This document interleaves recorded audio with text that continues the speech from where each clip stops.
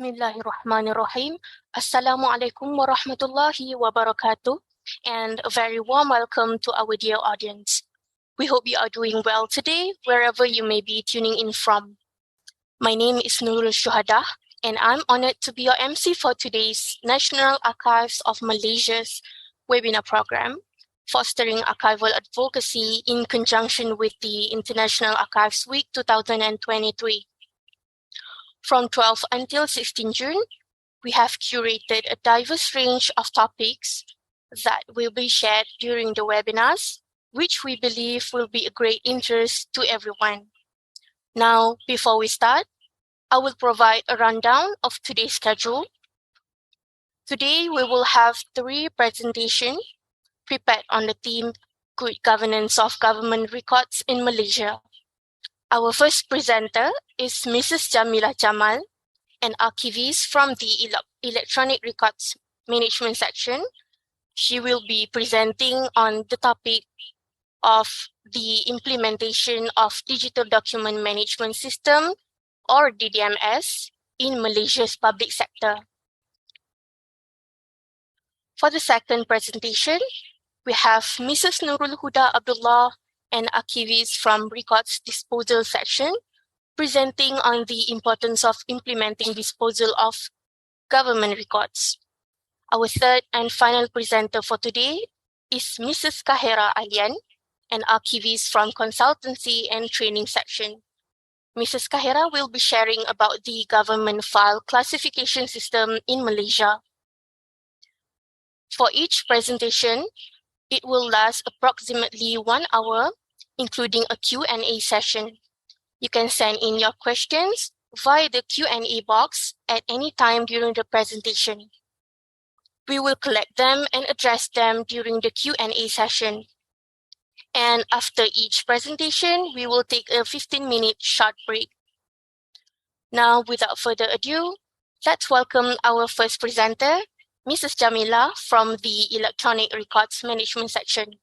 Mrs. Jamilah, the floor is yours.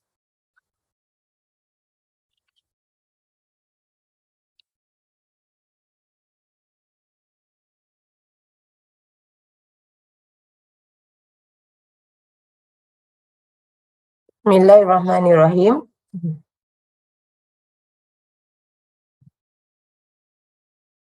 Thank you to our MC of the day, Ms. Nurul, for letting me control this session for about 1 hour, including Q&A session. Assalamualaikum and very good morning to all participants in this webinar, International Archive Week, IAW 2023, Good Governance of Government Records in Malaysia. Let me introduce myself as first presenter today.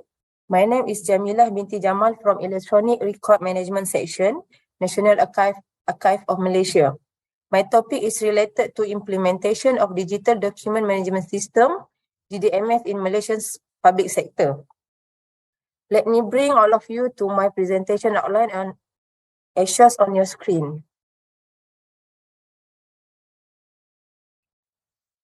This is my presentation outline today. Why DDMS 2.0? DDMS 2.0 functionality, DDMS 2.0 technology, business process, key success factors, benefit, recognition, potential ahead, and benefit summary. Why DDMS 2.0? What is DDMS? How it works?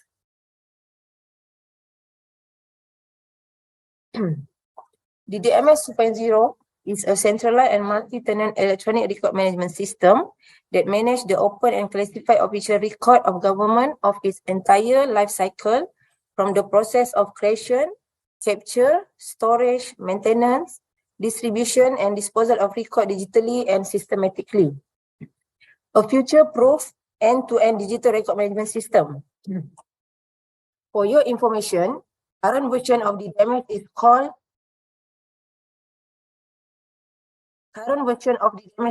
DDMS 2.0.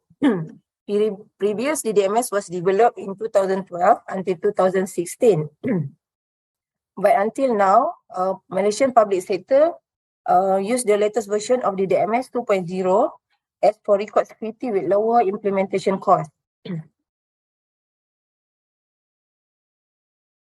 The objectives of DDMS are multi-tenant centralized digital records management system for government-wide usage, develop an effective and efficient digital record management system compliant to ISO 16175 standard, improve the efficiency of access to information and increase transparency in administration, increase control and security of official government record in line with ISO 27001 information security standard, and last but not least, develop a comprehensive record management system that covers the entire life cycle of record from creation, storage, maintenance, and disposal of record.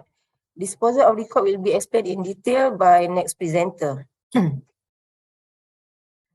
Let's go to the DDMS 2.0 functionality.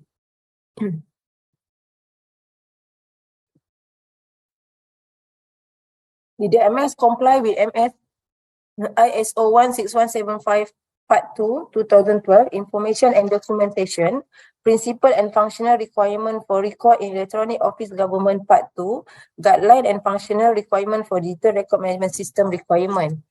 DDMS cover this part, which creation, maintenance, dissemination, and administer.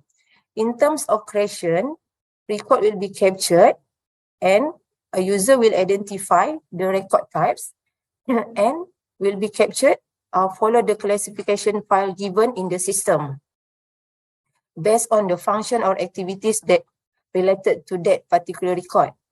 In terms of maintenance, it covers on control and security, which is appointed records manager will control and security the DDMS.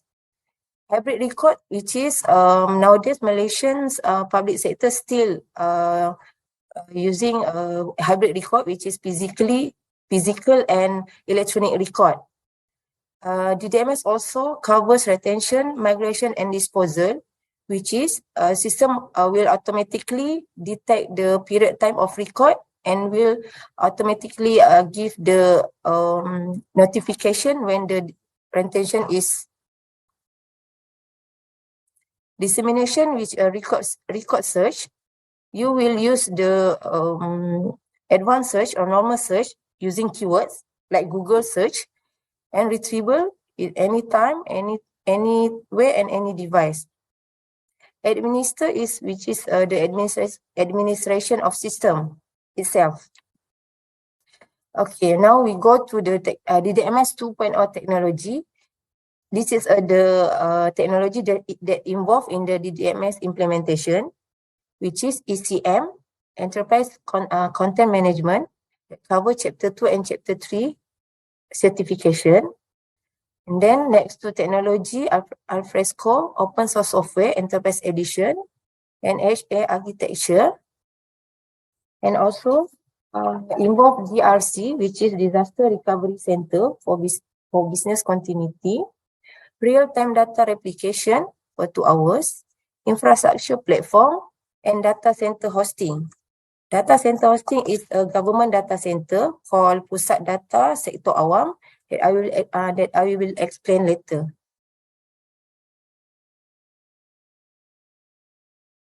And I go to the business process that involve. This is the government data center that located in 3 different areas in Malaysia. As you can see on your screen, agency will create electronic record or email or letters and memos, forms and scan record every day in their daily routine. So this record will be captured in DDMS and then will be kept in the government data center, which is a secure cloud computing. And then another agency will receive based on the classification and view, and you can search, as I mentioned just now, using the normal or advanced search keyword, and then agency can download to their PC and can share to their clique or within the organization to do the next action. Okay, then I go to the uniqueness of the system, DDMS, which is standard and quality is subject to the National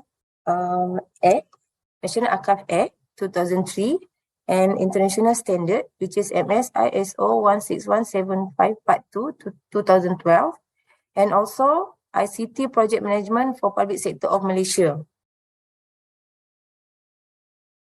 In terms of security part, DDMS is a secure government network because of many attempts to hack but cannot because of the high security that embedded in the system.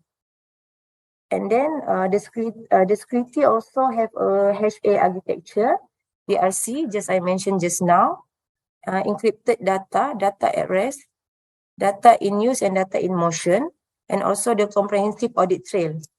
What is audit trail? Audit trail is to detect if there is an amendment to the records captured in system, then the system can detect.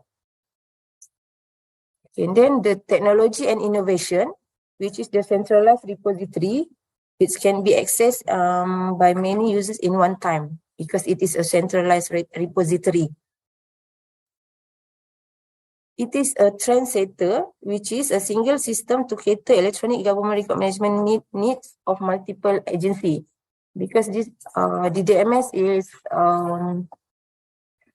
system government filing that used by the public sector in Malaysia.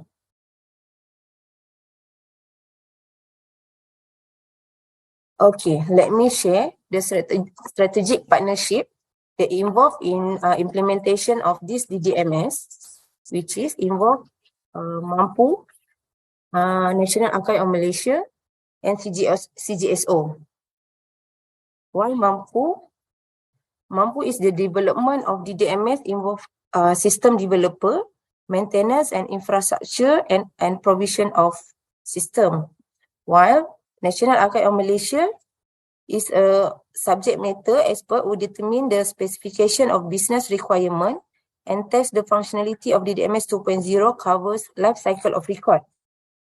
NAM also played a role in the development of the file classification and disposal schedule as prerequisite before Malaysian public sector implement and use the DDMS application.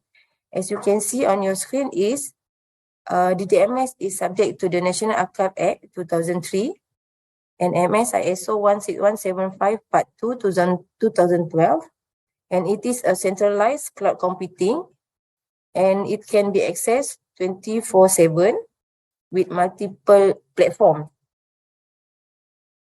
Okay, let me share soon. DDMS can be accessed use mobile phone, which is you can download it in your Play Store, and then you can access anywhere with your mobile phone. And also, DDMS also embedded various record and various record types and form, which is cover 37 record types, including letters, reports, slide, and etc.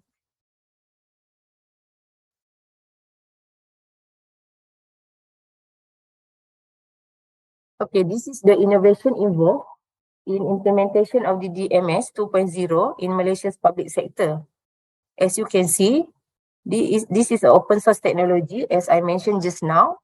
The Alfresco open source technology, multi-tenant application architecture, notification via email, which is when another agency send any information or record, another agency will receive it via email. Notification will appear in your email, which is Malaysian email is mygov.uc. It is will appear in our email notification, so we can notice that we receive email or letters from another agency. And Microsoft Office and email add-in, which is DDMS can cater latest version of Microsoft Office, and also email that we use can be directly upload to the DDMS, use add-on features in DDMS itself. So no need to download your email or no need to save to another document or desktop. So from email, you can just directly saved and captured in DDMS. Because of this innovation, many benefit can be get by Malaysia government, which is the result is significant cost saving, user oriented, transformation of government record management, and also easy to implement.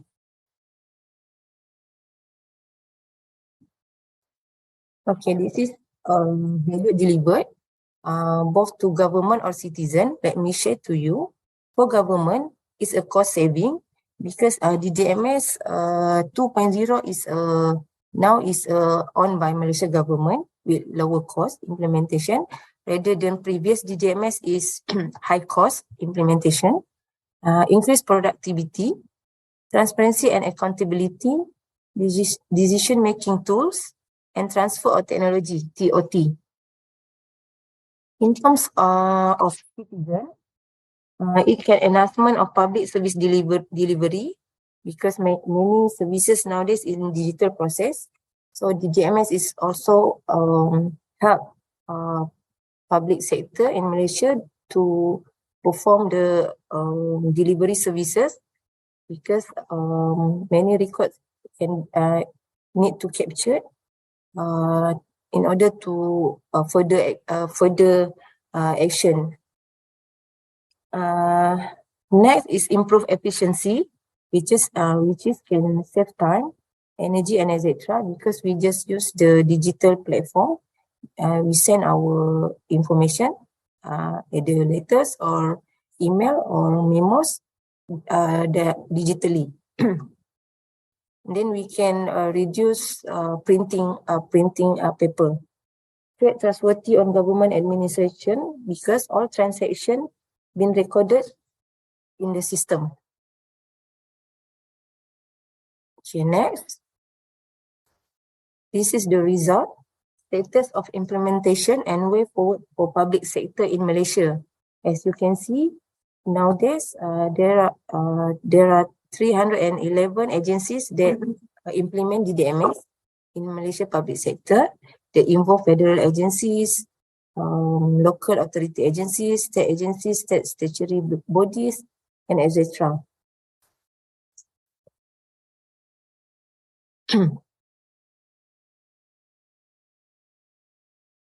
Okay.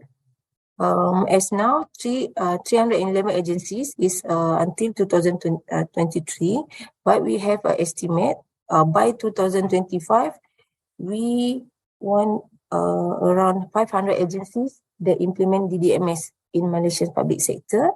And nowadays, there is a 8.8 million record captured in DDMS. But we target by 2025, we can capture 22.3 million record by 2025. As you can see, now registered user is around 84 and 128 registered user. But by 2025, we target that around 100 registered user will be use DDMS. Okay, this is the capacity planning until 2025, which is our service for DDMS.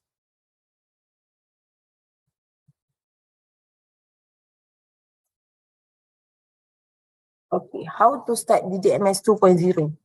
As you can see, this is the prerequisite. The agency will need to comply with a standardized file classification plan, covers housekeeping and functional. And then another prerequisite is a record disposal rentation schedule, which also cover housekeeping, financial, and functional. In terms of management need to have a centralized registry to control the incoming correspondent, and appointment of records manager, which is pegawai rekod jabatan, and the record management committee as stated in the Panduan Pengurusan Rekod Sektor Awam 2016. So this committee is act as a middleman to cater all the issues regarding records management, and then ask National Archives of Malaysia to guide, to give consultation how to help records management issues to be solved. Infrastructure is computers, scanners, or file storage. Basically, use the existing one, if any. If not, organization need to have this infrastructure to run the DDMS implementation in organization. Okay, in terms of human resource, records management section is a special unit to run record management and need to appoint dedicated record manager and information workers to run the this special section only for record management. Role and training. Basically, this training will be given by Mampu team, and training will be take place when the prerequisite is approved by NAM. And when run the training, is cover a record manager, system admin, information worker, and end users. These 4 roles need to be taken into consideration to run the training, as this is the role that very important in order to make DDMS is run smoothly. Okay, in terms of change management, this is an important part to adopt and adapt new environment. So now, National Archives of Malaysia is very active to conduct a briefing or walkabout, promotion, infoblast, and a refresher training. We are cooperate with NAM to do this change management. Right? In terms of instruction and guideline, management instruction, manual guideline, optimum use of DDMS, optimum use of DDMS function and features. Nowadays, NAM also in preparation to develop this kind of manual guideline to make sure that users can use the DDMS without problem. Okay. This is the standardized file classification plan as one of the main prerequisite that agencies should comply in order to implement DDMS in the organization. As I mentioned just now, besides file classification plan, the disposal schedule also is one of the main prerequisite in order to implement DDMS. What is file classification plan? It is a housekeeping records that called urusan am that cover 100 for administration, 200 for land, building and infrastructure management, 300 for asset and store management, 500 for human resource management. And for the functional record, which is 600 is for first function, 700 for second function, and 800 for third function. This is a called urusan fungsian. For example, National Archives of Malaysia have 2 functional record. Mampu also have 2 functional record. But for IPTS, mostly have a 3 functional record. It depends on the requirement of the organization. Either can enough have 2 function only or 3 or more than that.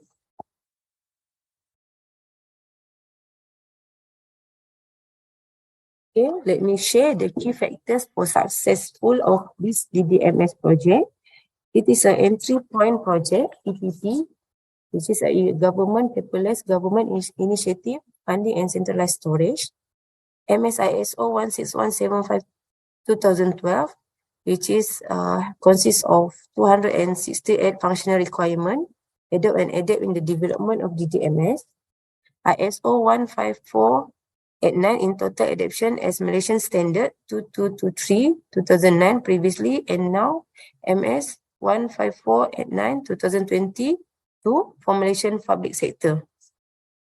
As I mentioned, prerequisite for the implementation of DDMS is a standardized file classification plan that need to be approved by National Archives of Malaysia first. Then agency can implement DDMS when have this file classification plan. And another one is a record disposal schedule. Next is attachment of header archivists in public sector, the public sector department instruction 2012, and appointment of department record manager in a government agency. Then another key factors is a guideline for implementation of digital document management system, either open and classified record. Open records prepared by National Archives of Malaysia, and classified records guideline is prepared by CGSO. Okay, next, the key factors for success is a DDMS awareness and enhancement workshop for public sector. As currently, my section, electronic record management section, very active in providing workshop for Malaysia's public sector. DDMS Change Management Program, CM, talk on change management is extremely needed. And sometimes my team will go to the field to give a talk on CM. Establishment of DDMS help desk for users. This quite involve both National Archives of Malaysia and Mampu to ensure DDMS in a proper ways.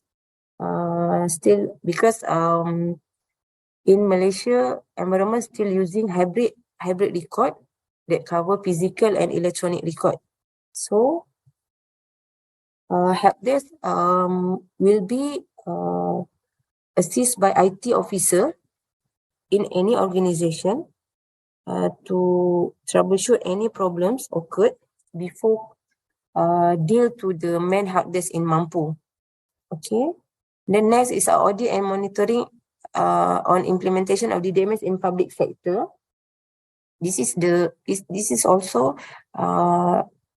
involve many parties to do the audit and monitoring because of as I mentioned, Malaysia still access to the physical and electronic form. That's why we need to do the audit on monitoring, because whatever that we captured in the DDMS should be same in the physical form. Okay, so that's why we need to do the audit. And also the upgrading of DDMS features and capabilities, users requirement. Currently, DDMS 2.0 in phase 3, which involve digital signature, sending records inter-agency, DDMS mobile apps, and the dedicated portal for DDMS for promotion or announcement and etc. Okay. Okay, now we go to the change management, CM. This is a difficult part, as many agency is refuse or reluctant to do the change management because of many aspects. Okay, so but why we need change management? This is a access for change, prepare for change, plan for change, and implement the change, sustaining the change. Finally, soon or later, it will success, because soon the DDMS will be compulsory by all the agents, Malaysian public sector to implement. Okay. Now we go to the platform benefit, which is DDMS benefit is a controlling on content, structure, and record, where user unable to alter records, read only to ensure record integrity and with comprehensive audit log. Audit log means system can detect if there is an amendment to the record captured in the system. So we can see the audit log, how many times that record amend in the system. Information sharing. This is a record can be shared based on access control. For example, if we need prepare letters, there is an example that we can follow as captured in DDMS. If you need to prepare report, also you can see the sample in the system. This is the information sharing. Pair saving and supporting ICT Green Initiative. Record keep digitally as less paper printing. Also can save government money as well, because we can reduce paper printing. Okay. Next is public sector institutional memory preserve. Each record expect its decision, direction, and management leadership position retained as institutional memory. Okay. Service transparency. All instruction will be minute for transparency and openness. Fast. Record can be accessed in less than 10 seconds. Okay. Okay. We go to the industry recognition. For your information, there is no country that have such this system, and only in Malaysian public sector implement DDMS in their daily operation. Because of that, DDMS has been recognized internationally in 2020, champion top 5, the World Summit of the Information Society, 2019, Commonwealth Association of Public Administration and Management, and 2017 is MSC Malaysia APICTA 2017 award. This is the industry recognition to the DDMS application. All right. Okay, this is a potential ahead. First is ideal solution for digital record management system.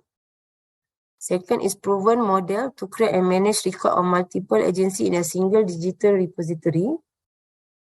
3 is expanded to cater 500 government agencies by 2025, as now is only 311 agencies that use DDMS. Model for success of implementation, agile methodology, and generate big data analytic for research purpose. Okay, these are the benefit summary for DDMS. Okay, DDMS is a government-wide centralized digital record management system. Implement in 311 agencies, including all ministry, onboarding more. Comply with ISO 16175 Part 2, 2012 and ISO 15489. Transformation to digital workplace. Wider applicability. Management of open and classified official record via DDMS. As management of open record is under National Archives of Malaysia, and classified official record is under CGSO. And then cost saving, government funding and centralized storage. Like I mentioned, we can reduce our paper printing, and then we just use a centralized storage. Next is a technical sharing with archival institution.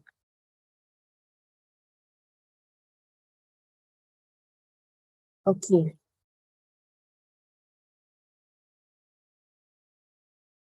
All right. Okay, I end my session with this slide. Thank you.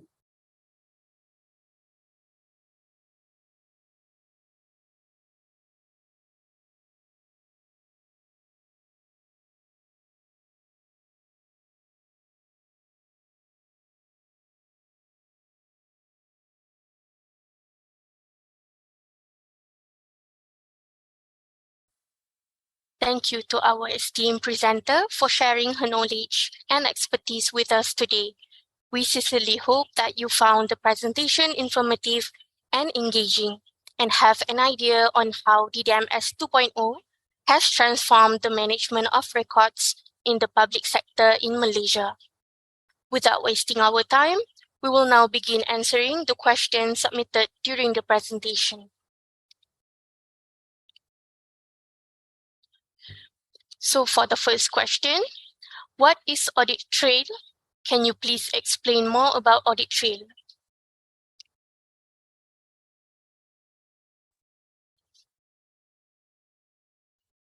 Okay.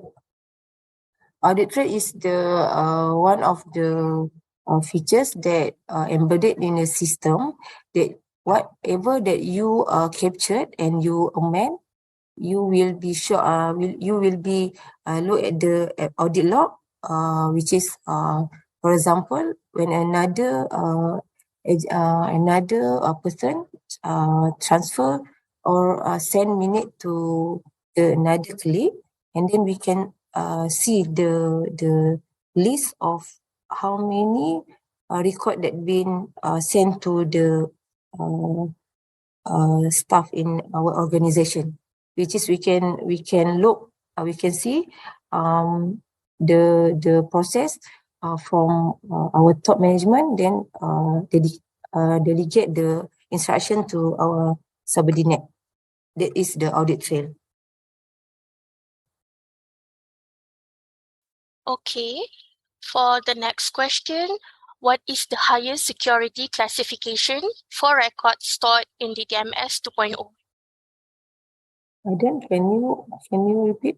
Okay. What is the highest security classification for records stored in DDMS 2.0? Okay, in terms of records that's captured in DDMS, the high, is it a classified record?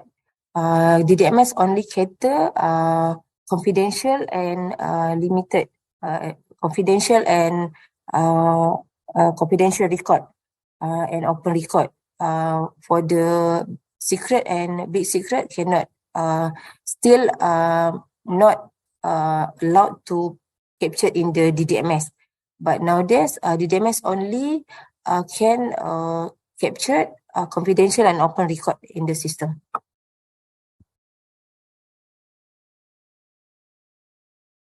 Okay, moving on to the next question. How to implement or develop the DDMS at GLC company? Okay. For the GLC company, first, you need to comply with the prerequisite that I mentioned just now, which is a file classification first. And when you develop that file classification, then you need ask approval from National Archives of Malaysia. Then we can ask mampu to do the training of DDMS in your organization, because GLC is still subject to our to National Archive Act. So, but for the first step, GLC need to contact National Archives of Malaysia first to ask a consultation on how to develop the file classification file, covers housekeeping record and functional record. Once that file classification has been done and approved by National Archives of Malaysia, then GLC can ask DDMS to conduct training of DDMS. Okay. For the next question, how can I join DDMS workshop? Okay. For now, we have a dedicated portal DDMS, so you can go to www.portal DDMS.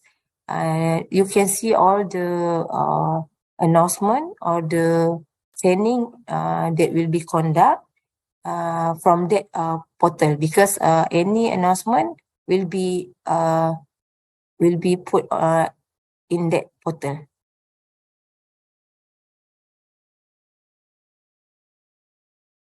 Okay. Is there any circular issued by the National Archives of Malaysia to oblige public office to use this system? Okay. National Archives of Malaysia is currently in developing in improving our existing guideline to ensure that all Malaysian public sector will compulsory to implement DDMS. So now we are in preparing cooperate with CGSO to develop open record and classified record guideline. And once it's been approved, then will be shared to all agency in order to implement DDMS. Okay, so we have quite a lot of questions here. Moving on, we have this question. Given the changing ways of working, such as introduction of collaborative platforms like MS Teams, does National Archive of Malaysia face challenges with the additional effort taken to export and file in DDMS? Okay. For that question, in terms of challenging in implementation DDMS, the main challenging is the change management, which is we go to field to approach agencies to use the DDMS, but because of some agencies are in a comfort zone, use the physical record. So when we try to approach change to the electronic environment, there are some challenges on that. So we need to give a talk on change management, explain that when use the DDMS, which is the electronic file system, it can save many time, energy, and so on. So first, they need to change first. But our challenging is we try to keep approach agencies until they aware that using DDMS is actually can help them to improve their services.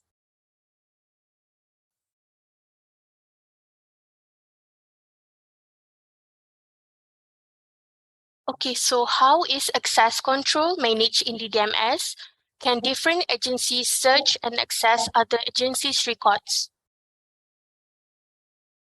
Okay, for that part, as now, only with organization within organization only can access their system. Another agency cannot access because of we use our own ID like identification card, identification number to access to the DDMS. So still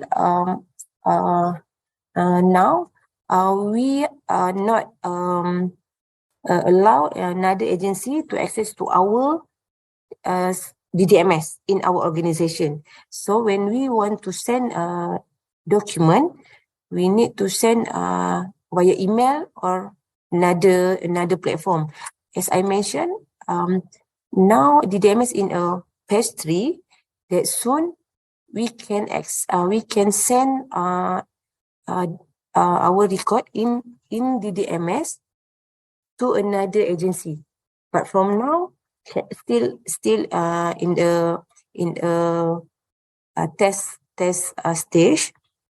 But to answer your question, is another agency cannot access to our record.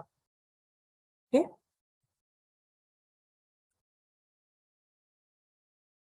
Okay, moving on. As far as you are concerned, how do the government agencies react in terms of acceptance of the system? Is the system stable? Is it possible to execute DDMS completely without the use of physical files? Okay. As for this DDMS is well established because of we tried to attempt backdoor hack, but the system still cannot be hacked. Means this is a good system, and also in terms of security, we have a cooperation with security agency to ensure that this record is kept in a proper way, cannot be accessed by unauthorized person. And then we have help desk team that will any problem occurred will be troubleshoot on the spot by our help desk team. Okay. Hi. Can DDMS 2.0 be accessed internally by the staff organization? Okay. DDMS only can be accessed by within organization only. Means internally organization. Another agency cannot because this is a repository special for the organization. So the another organization cannot access to our repository. Only internal organization. Okay, for agencies that might already have some other record-keeping systems of specialized records, what is NAM's strategy to handling the transfers outside of the standardized DDMS? Sorry, can you repeat the question?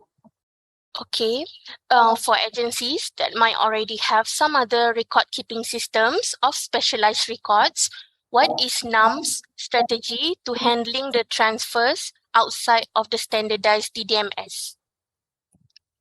Okay, we have faced such this situation where agency come to NAM and ask because they have their own business system.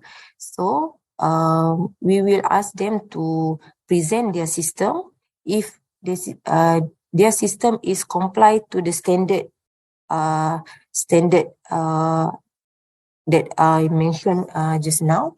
Because if a system not cover entire life cycle from creation to disposal, it is not a complete filing system like the DDMS. So we will give consultation to the agencies to just to improve their system that comply to the standard that cover the record life cycle. If not, we will ask them to um to refer to Mampu to check whether the system can be embedded. Their business system can be embedded to the DDMS. If not, there will another discussion to be in place.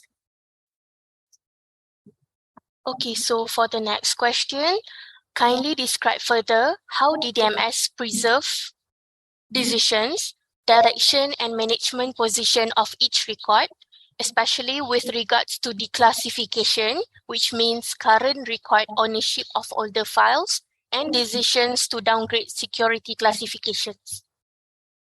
Okay, in terms of classification file, next presenter will explain in detail that in a classification file, you need to check the function, activity, and sub-activities. Then the identification of particular record is follow the classification file given in the system. That's why any agency need to develop file classification plan first, because that file classification will be migrate to the DDMS. So by that file classification, we can make decision whether the particular record is subject to which function and activities that are given in the system.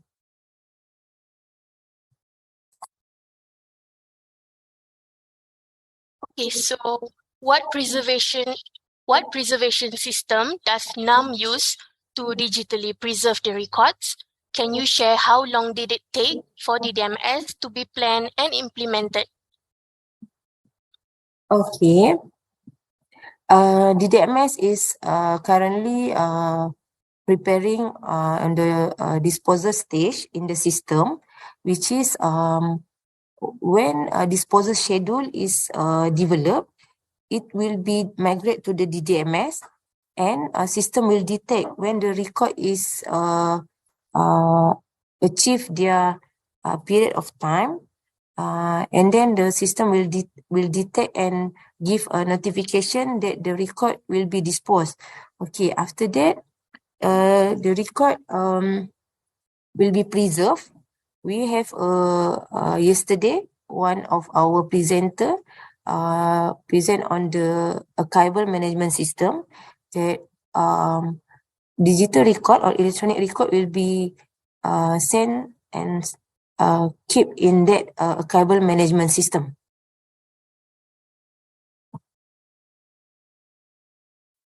Okay, so for the next question, what might be the reasons agencies have for not wanting to use DDMS?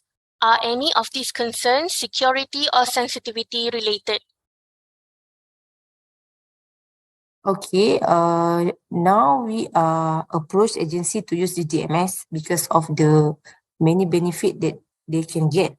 But in terms of force them to use the DDMS is not our control, but NAM just play a role to give consultation, to approach agencies, but soon when we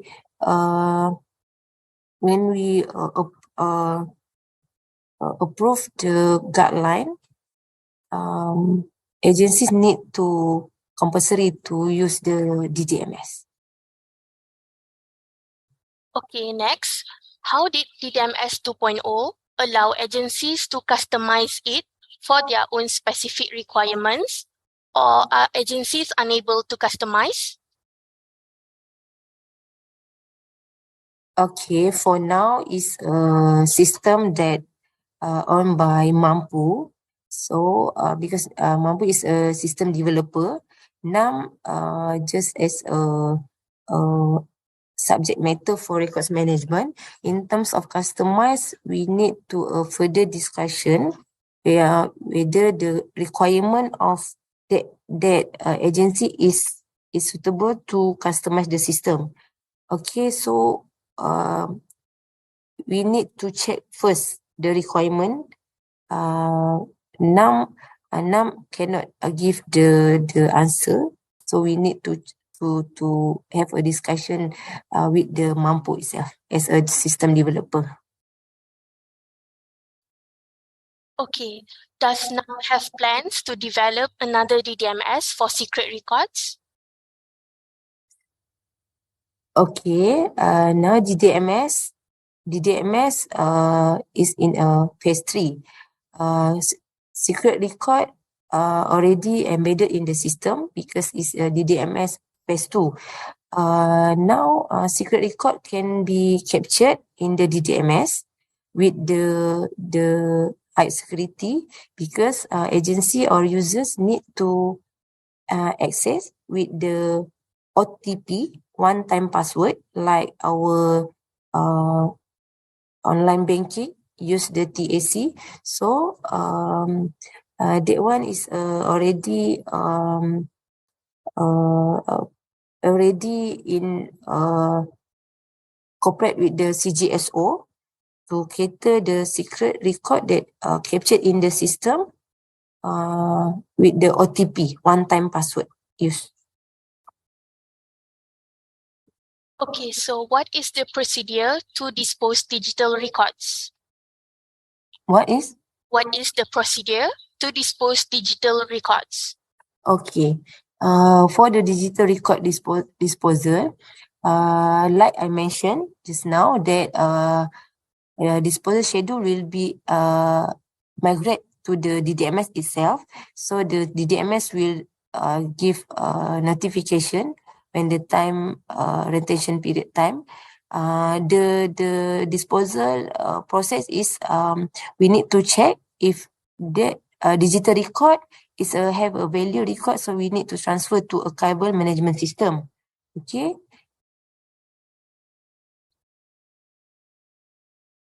Okay. With who can I contact to ask about the DDMS implementation and ask for advice with our functional and housekeeping records file classification at GLC? Okay, you can email to us at spre@archive.gov.my. Then we will assist you how to develop a prerequisite file classification file and DDMS implementation.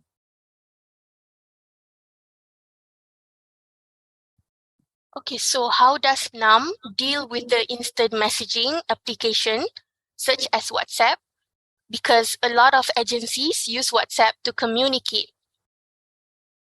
Okay. In terms of WhatsApp, we have developed the guideline to how WhatsApp can be considered as record to be kept. So it's still in a preparation of the guideline.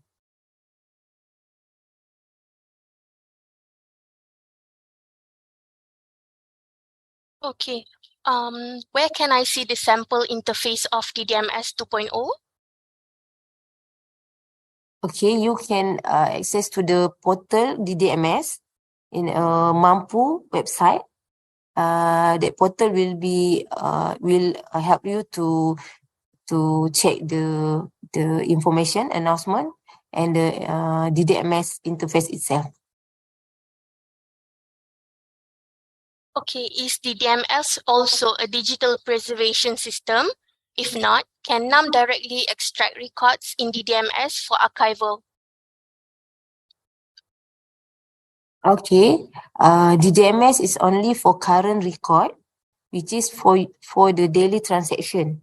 Okay, so if we need to preserve the digital record, as I mentioned, we need to check the disposal schedule, and then when the disposal schedule is the DMS give a notification, then we need to check whether the record is have a value, high value, and then we need to transfer to a archival management system.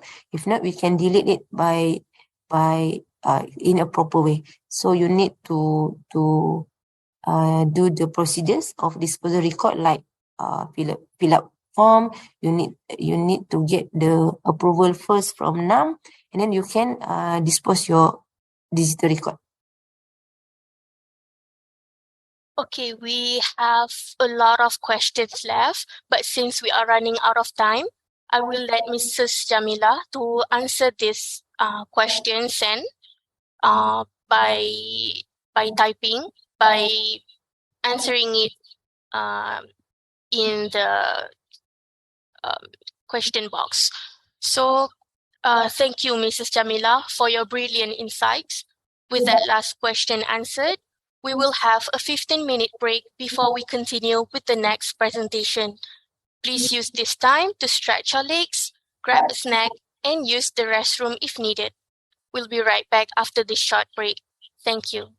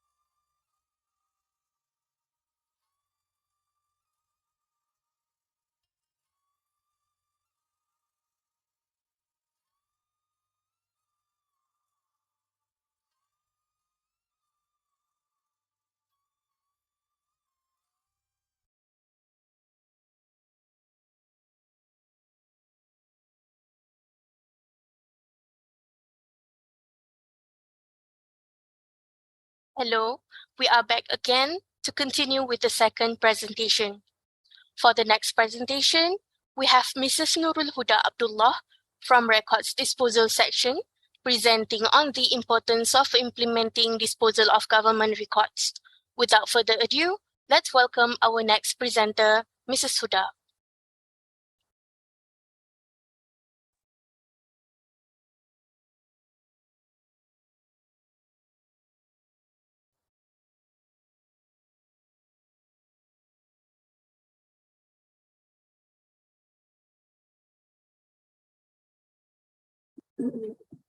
My colleague, Ms. Shuhada.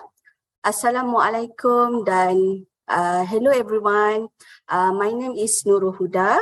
I would like to present my topic today is the importance of implementing disposal of government record. Okay, next slide. This is my agenda for today. We have 10 agenda. First of all, I would like to talk about definition, interpretation, and National Archives Act 2003, procedure of public record disposal. The importance of implementing disposal of government record, and example of video about the improper disposal, summary, Q&A session. Thank you and contact. Okay, so we go for the first slide. Okay, this is the definition and interpretation. First is archive. Archive means record which are preserved for their permanent and enduring national or historical value or both. Okay, the second one is public archive. What meaning about public archive? Public record which are specific by the Director General as being of permanent and enduring national or historical value or both, and which have been transferred to the National Archive or such other place as the Director General may form time to time direct. Public officers and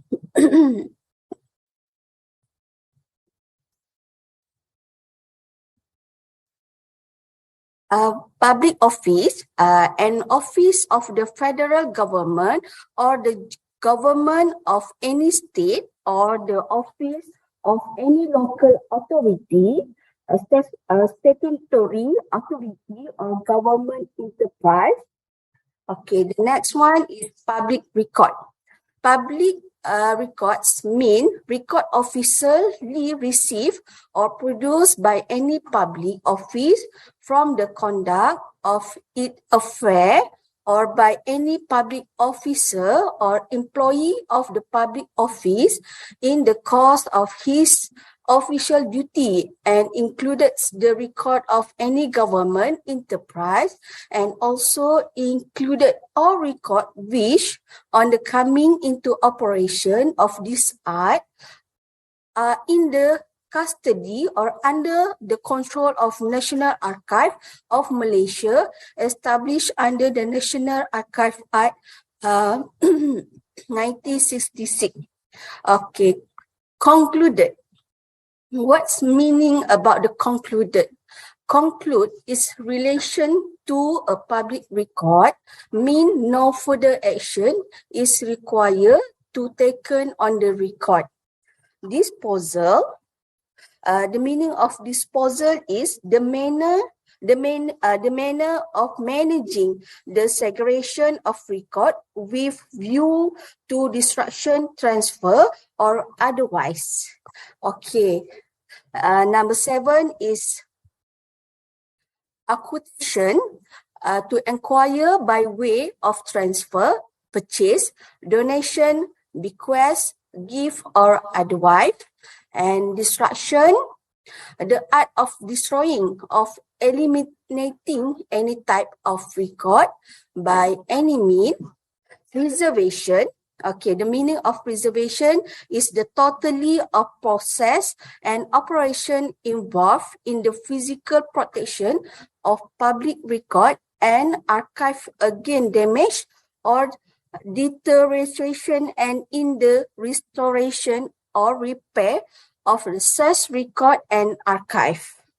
Okay, I'm going to the next slide. The next agenda is National Archive Art 2003, Art 629. Okay, this our National Archive of Art enforced on 10 October 2003. It was authority to implement the disposal of record in public sector in accordance with the provision of section 25 until 28, which cover number 1 is prohibition against destruction of public record, section 25, disposal of public record, section 26, record disposal, section 27, transfer of public record to National Archives, section 28. Okay. The next slide. Prohibition against destruction of public record, section 25. Okay, you all can see I put some picture on my slide. Okay. The meaning of prohibition against destruction of public record, section 25. Notwithstanding any written law to the contrary, no person should, except with the prior written consent of the Director General, destroy or authorize the destruction of any public record which are in the custody or under the control of that person. So that's mean all public officers, which include all ministry, department and agency, must apply the permission from the National Archives of Malaysia prior to the implementation of disposal of public record. Okay, so I go to the next slide. Disposal of public record, section 26. Okay, disposal of public record, section 26, the Director General may authorize to the disposal of any public record or class of public record which, by reason of their number, kind or routine nature, does not in opinion possess any permanent and enduring national or historical value, or both. Okay, B, are not required for reference purpose in any public office after action on the public record are completed and the expiration of such period as may be agreed upon between the Director General and the administrative head of that office, a public office, or the physical condition does not permit their continuous preservation. So I'm giving some picture over there. We can see the correction of receive, maintenance of use,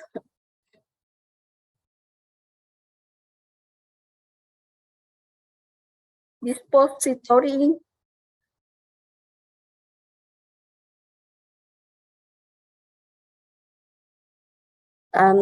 sorry. Okay, and we can see the temporary and permanent. Okay, so I go to the next slide.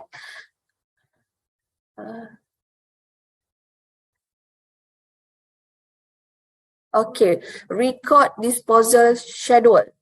Okay, section 26. Okay, I think in Malaysia, public office, when they see this picture, I think most of them know about the record disposal schedule. Okay, the administrative head of public office should prepare and submit a record disposal schedule in the prescribed form for the disposal of public record to the Director General for his approval. A schedule identify those record of archive value to be preserved and authorize the destruction of the remaining record after the lapse of specific retention period. So I'm give JPR in Malaysia we call Jadual Pelupusan Rekod Urusan Am. And then we have others is Jadual Pelupusan Rekod Keuangan and Jadual Pelupusan Fungsian. Okay. And then we go to next slide. Transfer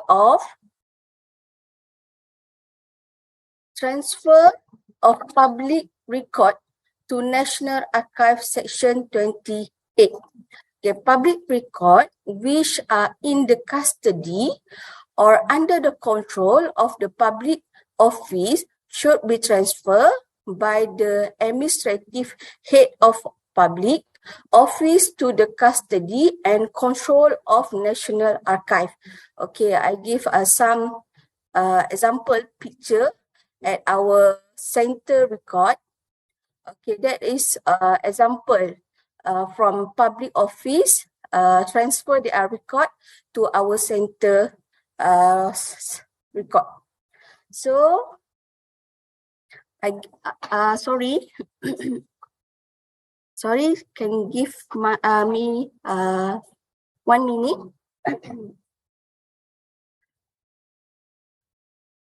Okay, for the next slide, about the procedure. Procedure of public record disposal. The application of record disposal should be done using the form which has been enacted on 30 October 2008. Okay, this one I will explain about the procedure of public record disposal. Okay. The disposal of public record with schedule mean that disposal are done by referring to the retention schedule prepared by National Archives of Malaysia. Okay, I will go back to my last previous slide. This one. Okay, so disposal of public record with schedule, that's mean we refer to Jadual Pelupusan Rekod Urusan Am and we refer to Jadual Pelupusan Rekod Keuangan dan Accounting. Okay, this color. Oh, I cannot. Okay, this one. Okay, so retention and disposal schedule is a document identify the record of organization or administrative unit and specific which record should be preserved permanently as archive, which can be destroyed after a certain period as obsolete or suspended. The retention and disposal schedule provide ongoing authorization for the transfer of record from office to record center, along with the destruction of obsolete record and the preservation of archive material. Okay, there are 3 schedules that had been prepared by Archive, serve as a guide for the record disposition activities, which are the housekeeping record disposal schedule, finance record disposal schedule, and functional record disposal schedule. Okay, so disposal, we have 30 type of different form depending on type of record. such as file, audiovisual, and others. Okay, disposal of public record have two types. Is state in the record disposal schedule, and the other one is public record is not state in the record disposal schedule. So that's mean when we want to disposal the record, we must refer the record disposal schedule first. Or we must identify that record state or not state in the record disposal schedule. Okay, so we go to the next slide. Okay. Disposal of record with schedule. Okay. Housekeeping for the housekeeping record disposal schedule. Schedule has been prepared by National Archives of Malaysia and should be served as a guide for record disposition activities. Okay. They are two form. They are two form involved in the process of disposition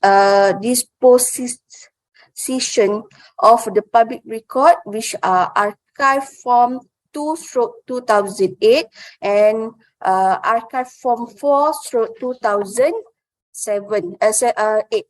Okay. For the housekeeping record disposal, the schedule for all record of the administration, which include the record of personal, asset, supply, building land and infrastructure and other administration operation common to the public officer. For the disposal procedure of the housekeeping record form, they need to be used in archive form 2/2008. We call in Malay borang permohonan bagi pemusnahan rekod awam and borang permohonan rekod pemusnahan kewangan dan account. Okay, for finance and accounting record disposal schedule, okay, used for disposal of finance and accounting record. The schedule provided by National Archives of Malaysia together with state treasury, accountant general department, National Archive department, and anti-corruption commissioner. And function record disposal schedule, all ministry over 100. I'm not really sure the figure of statistic, but we can say ministry, department, agency must have their record disposal schedule of JPR function record and are required to seek advice from National Archives of Malaysia to create their functional record disposal schedules.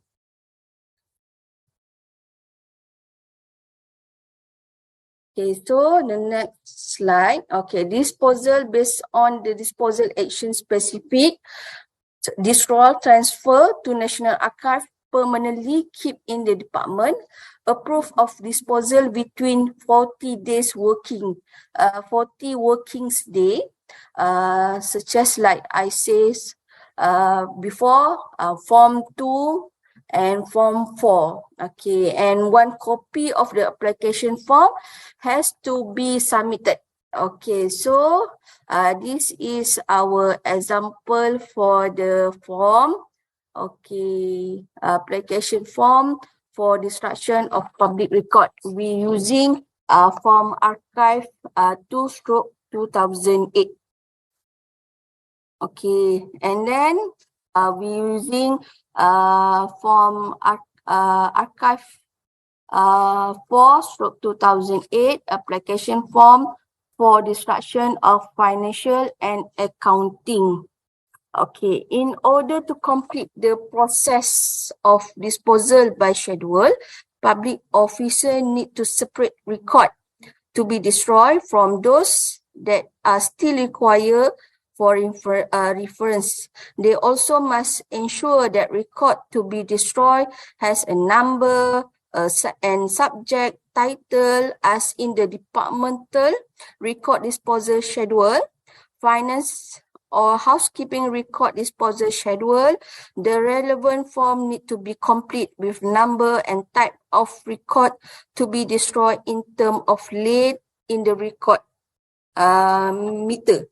For the finance record disposal, public office not only have to apply permission from National Archive Director General, but also have to apply for permission form from the Accountant General Department and National Audit Department in accordance with the Treasury Circular number is accordance with amended to Treasury Instruction 150. Okay, so this one is disposal record without record this disposal of public record without record disposal schedule. Okay, we have 1, 2, 3, 4, 5. We have 5 form to apply disposal. Form number 1 we call form 5, archive 5/08 application form for disposal of file. Archive 6/08 application form for disposal of cartography record. Form 7, archive 7/08 application form for disposal of architectural record. Form 8, archive 8/08 application form for disposal of audio-visual record. Form 9, archive 9/08 application form for disposal of published and printed record. Okay, as you all know, record when we want to disposal the record, we must referring the record schedule, and the other one is without the record schedule. So the without record schedule, we must identify type of record. So we have file record, cartography record, architectural record, audio-visual record, and published and printed record. So we need to identify this type of record before we submit form to get the approval from National Archive. Okay, so this one for one example, form 5, archive 5/08 application form for disposal of a file. Okay, I'm so sorry, we just have Malay version only, we don't have English version. Okay, so the next slide is transfer of public record. Okay, transfer of public record. We have a procedure. 2 method transfer of public record. The first of all, we transfer the public record indicate from the retention schedule. And the second is transfer of public record according to the evaluation and revisation from National Archives of Malaysia. Okay, pursuant to the section 28 National Archives of Malaysia Act 2003, or public record which are in the custody or under the control of the public office should be transferred by the administrative head of public office to the custody and control of the National Archive. It involves the record under action in the retention schedule, and also any non-current public record which, in the opinion of Director General, are of permanent and enduring national or historical value, or both. Okay, like I say, we have two methods. Okay, and then the procedure to transfer of public record, public official must identify a series of record. The record has been complete and action has to be complied with the retention period laid down in the retention schedule, or record file that decide to transfer based on result of assessment record specific in the letter of record depository authority from the Director General of National Archives of Malaysia. And then the second one is the public official must separate the record to be transferred to the National Archive by the series of record file and comply according to the numbers, year and arrangement. Okay, public officers are required to fill up the form of Archive 11/08 application for transfer of record. We just have one form only for transfer of public record.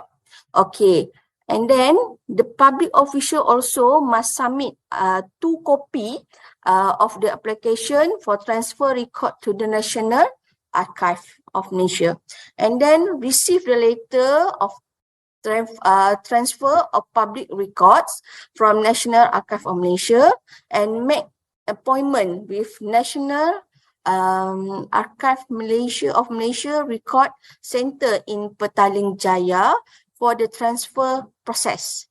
The record should be transferred between 3 months from the date of the letter, or such other period as may be prescribed by the Director General of the National Archive of Malaysia. If the transfer cannot be executed between a period of 3 months of the prescribed time, the application should be made in writing to the Director General to extend the period of transfer. Okay, so we can see example form 11/08 application form for transfer of public record. So this one, the form, the only one form to transfer the record to archive. Okay, transfer procedure, like you can see in the slide, record must be transferred between 3 months, and then must request for extension. Okay, and then transfer to Service Record Center and retain for 20 years before open to access for public. Okay, this one is information for all public officer. All record transfer to Service Center must be retained for 25 years before we open to access for public. And between that time, the public record also can borrow again their record for the further action. If the public record still need to access that record, they are transferred. Okay, so we go to next slide. Okay, after we transfer or we done our disposal, we must give verification of destruction. Okay, verification of destruction. We have 2 types of form. Form number 1 we call Archive 12 20-8 verification of destruction of public record. This one we use for record, public record, housekeeping record, and the functional record. We just use for housekeeping and functional record. But for the finance and accounting record, must use a Form 30. Form 30 is verification of the destruction of finance and accounting record. Okay, like you can see on my slide, okay, the Archive 12/08, we just can you see number 3, surat kebenaran pemusnahan, which mean the public record just only get one feedback, one issue letters from the National Archive, and then they must verification, and then different with Form 30, they have three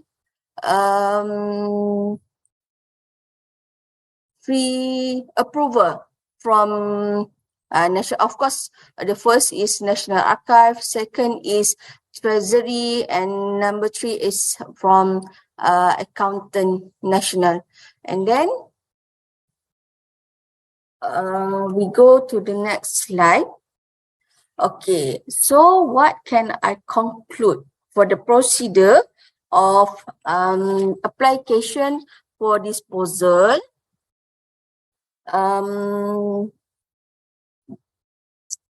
The first thing is public record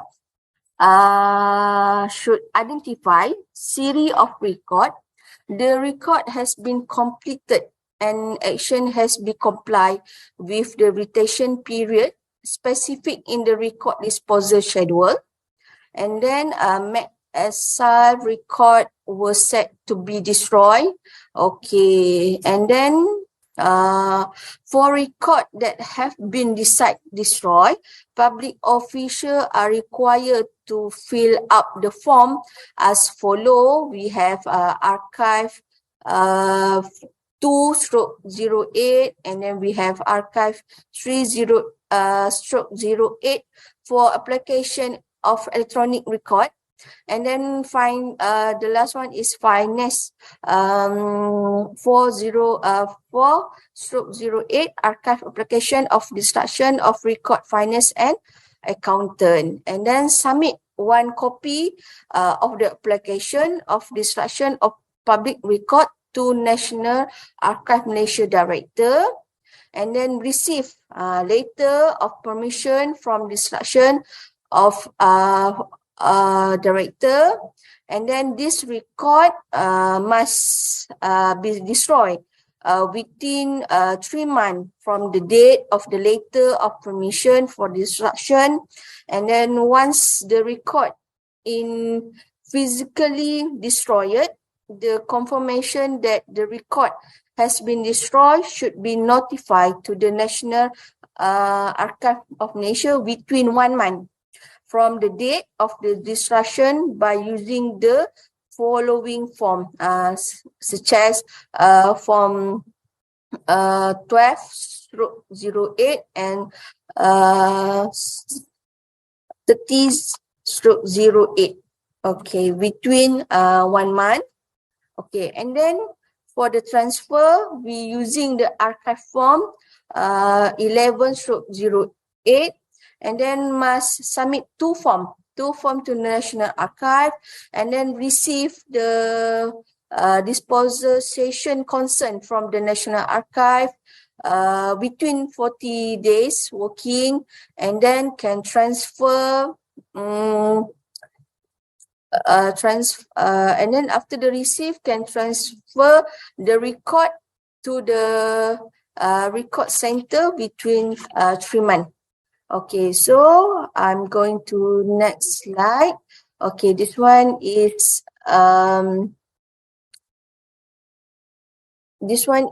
for without schedule. So if the without schedule is between 6 months. Okay, must submit 2 copy form, and then National Archive we will evaluation, and then National Archive will give a concern between 6 months. So the final concern can be destruction concern or can be transfer concern. So for destruction concern, public record must destruction of record between 3 months and then submit the destruction of record verification to national between 1 month. The same with the first with schedule. Okay, this one is without schedule, but the last step is same. Okay, submit the verification form of record between 1 month. Okay, if the concern from the National Archive is transfer, okay, public record, first of all, is must complete the archive form 11/08 and then submit that application and get consent date to transfer between 40 days and then perform the process of transfer between 3 months after get the consent from National Archive. So I go to the next slide. Okay, this is an example. Transfer the record. Transfer to record, public record to National Archive. Okay, and then I have another picture to show to you all. Is okay, this is what happened in our record center. This one is from public official transfer to our center with a lot of box, and then our officer will identify one by one file we are received from the public record. So I'm going to the next slide. Okay, this one is method of destruction of public record. I have a lot. I have get a lot question from the public official about the method. Okay, so in the National Archive, we have only a few of method can be used to destruction of public record. First of all, before you destroy the public record, must get consent letter of disposal of destruction form from the Director of National Archive will be issued. Second, record must be destroyed between 3 months from the date of consent letter. If the destruction of record cannot be performed between the period, the department must be request for the extension. Okay, record must be destroyed physically, such as shredded, burned, delayed, buried, or recycled, which applicable. Okay, so I will show a few of picture for you all to see a method of destruction of public record. Okay, so the next slide is, okay, this one is an example from our public officer. They bury the public record in the place. Okay, so the other ones is they are shredded using a heavy duty shredded. Okay, so the next is burn. Okay, they are burn the public record.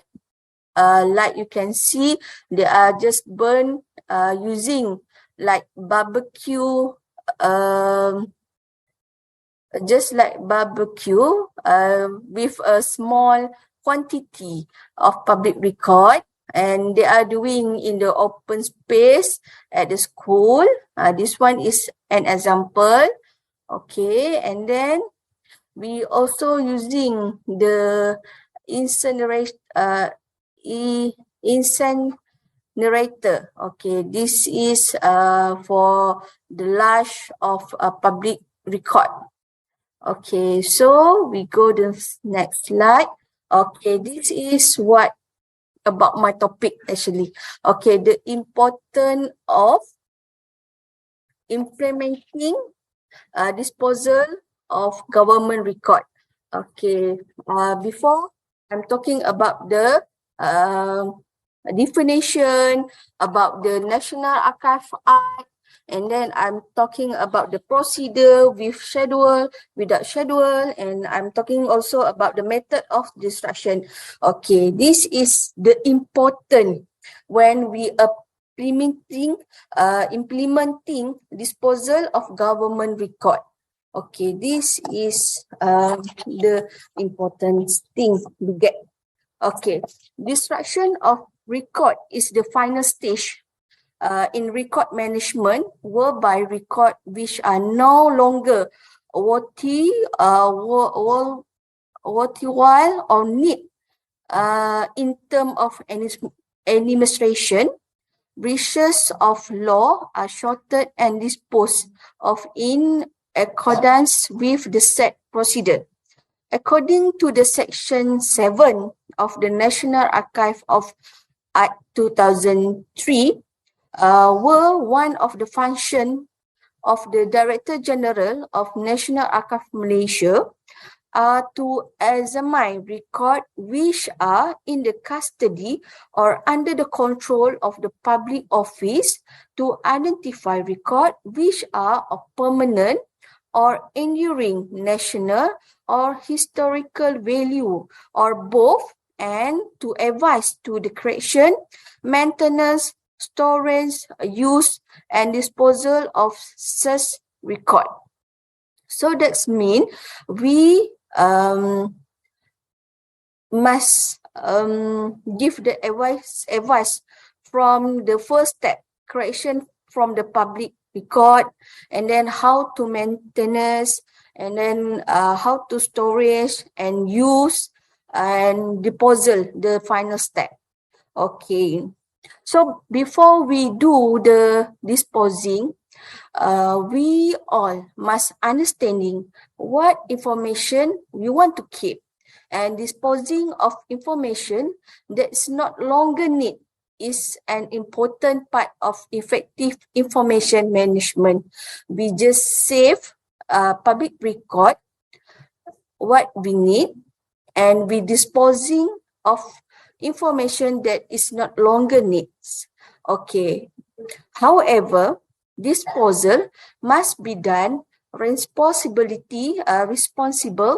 through a clear understanding of, first of all, is an organization business function, the value of information to the business, and legislative retention requirement, including information of historical value under the National Archives Act. Okay.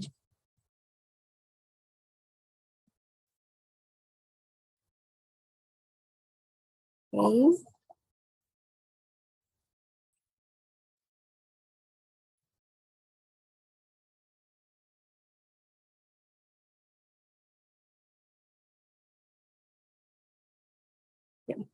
So, okay, we continue about the importance of implementing disposal of government record.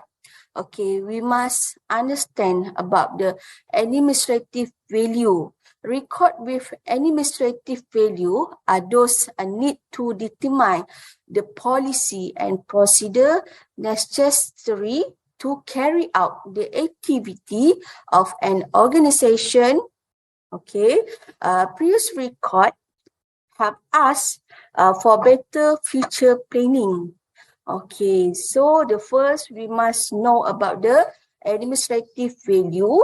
Okay, the second one is operation value. Record with operation value are those documenting the activity and transaction of an organization. Okay, so the third one, we must know about the legal value. Record with legal value are those required to define the right and obligation of an organization. Okay, and the four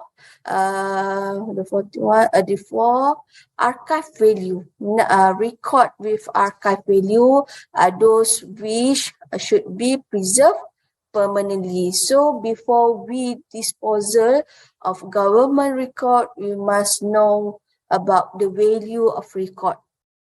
And then we understand why we need to disposal this record. We just disposal the record that we don't need to use it again and retention to our schedule of disposal. Okay, so I'm going to the next slide. Okay, this is what we can call a positive impact, or the good thing when we implementing disposal. Okay, first of all, of course, we can get reduced physical storage. This is help us a lot because our storage in public record, in public officer is not what I can say. We the small storage, we just have the small storage, and then when we do the disposal this record, of course we can reduce the physical storage for our office, and then we can save manpower and access a document quickly, so we can access document very quick. So when I'm going to public agency, I will ask the staff how much time you will take if your boss asks you to get one document. So if the answer we can get just a few minutes and then can give to our boss, that means your management record is very good. If you must take time like 1 day, 2 days to get the record your boss asks, that means something you need to improve more about your management record. Okay, so and then we easy to maintain. Easy to maintain and customization. Okay, this one of course easy for us to maintain and customization. And then this is what we all need to do, is for reduce the cost and save the environment. So when we do the disposal record, of course we can reduce the cost and save the environment. Okay, so and then the more important thing is a secure document. Okay, when we secure the document, of course we are comply. We are comply with the legal and regulatory requirement. Okay, secure the document. We comply with the legal, and then we also get record of permanent value immediately transfer to National Archive as a National Heritage Treasury lah. Okay, this one is of course secure the document. And then what can I give another slide is example for the, this one is just example about we can related with the importance of implement disposal of government record. Okay, so the next slide. Oh, sorry. Okay, I'm going this first. Okay, the importance of implementing disposal. So we are, what we can see, this is the public record, and we don't want our public record being like this. Okay, and then what we want to do, what we want is like this picture is easy to access, and then we can preserve our record for future, for our generation. And then okay, so this one is a Malaysian what we can okay, the important we implement disposal of government record. This is what one of we get the good thing. So we can prove one of the National Archive evidence. So this one is one of the good thing happen in Malaysia about the Pulau Sipadan Island and Lingitan. Okay, so yes, I will I make I just download from the YouTube an example of video about improper disposal. So this video is very related with my topic about the importance of disposal. I will leave this video without summarize, and I really hope this video will give a lot of impact to our heart. Okay, so I will on my video.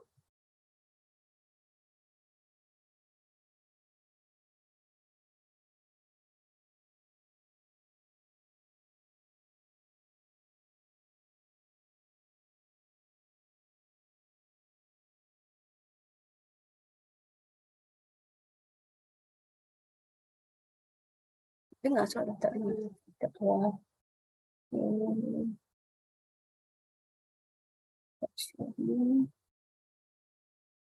I'm sorry about the video.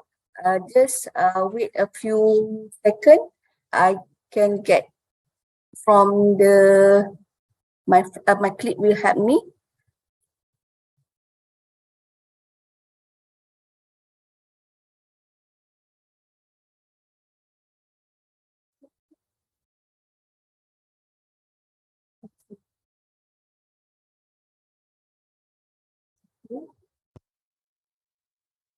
For an exposing personal information of hundreds of women. This comes after their medical records were found blowing in the wind. In a 41 Action News exclusive, Garrett Hake shows us how much this will cost Research Hospital and why they could be on the hook for more. Both parties expect the judge to sign off on this preliminary agreement in January, which means all of those women will soon be receiving letters like this one, telling them how they can receive more than $1,000 in that settlement.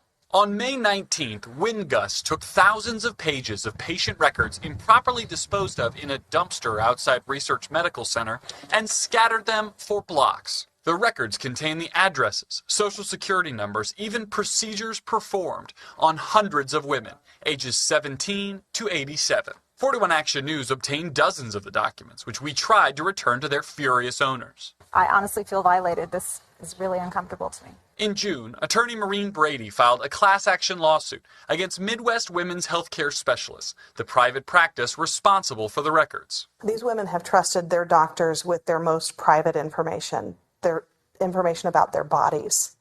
And that has been violated because it has just been cavalierly discarded into a dumpster. Last week, they reached a settlement. Midwest Women's Healthcare will create a $400,000 fund for victims' compensation.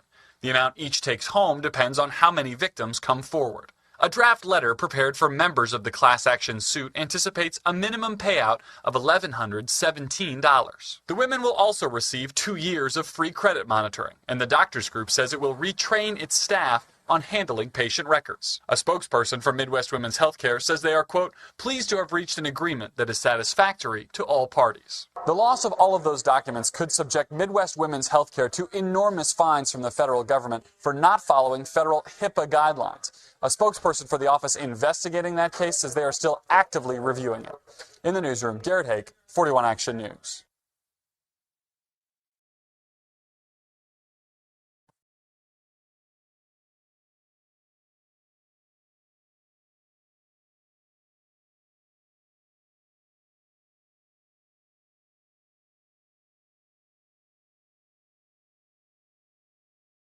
Okay, I really hope that video give us some impact in our heart, in our mind about the important implementing disposal record, especially government record.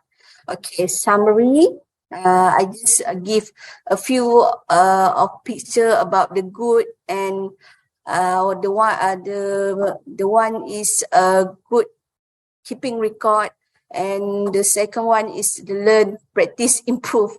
Okay, so what can I summarize for my presentation for today's is we believe that the responsibility of disposal of record not only on the archivist but also the public official. Public official should be more aware of the importance of disposal procedure of public record as National Archives of Malaysia has been highlighted. In fact, disposal is something that we are required to do under legislation such as National Archive Act 2003. Okay. So, thank you so much for watching my presentation. So I will end my presentation today and I give back to my colleague, Ms. Shuhada.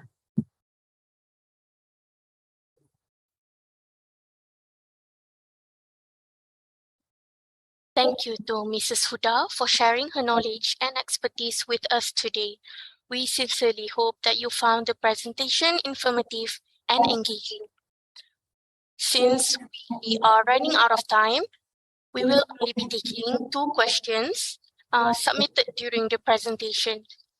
So for the first question, which form is used for film negatives or photos? Okay, for that question, what form we are using for disposal, the video or picture? Okay, so we this one is disposal without schedule because we don't have any schedule about the audio-visual record. So the public official must using form 8 for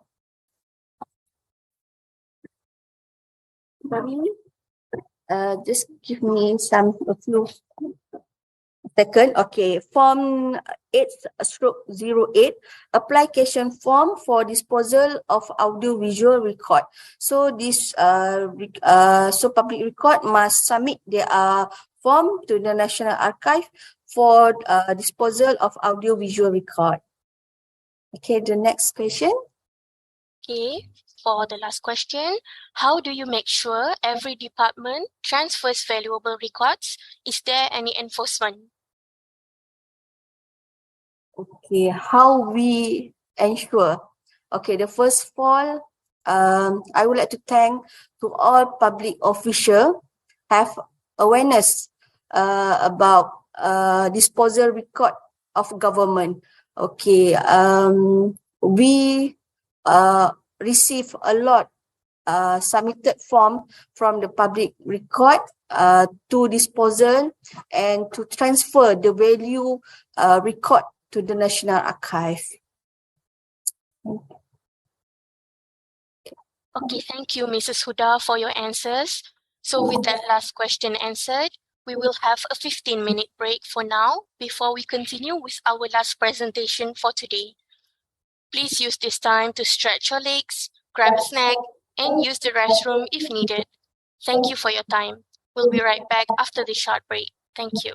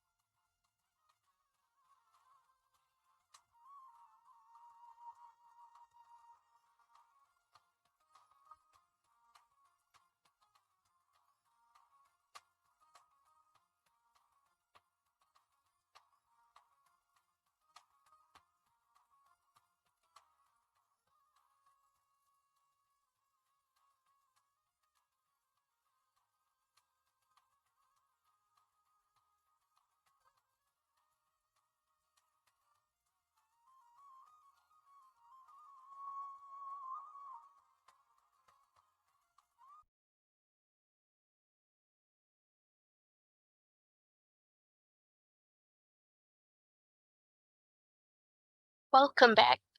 We have now come to the last presentation for today's session.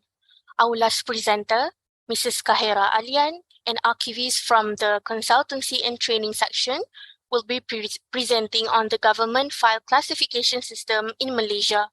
Without further ado, let's welcome Mrs. Qahera to begin her presentation. Mrs. Qahera, the floor is yours.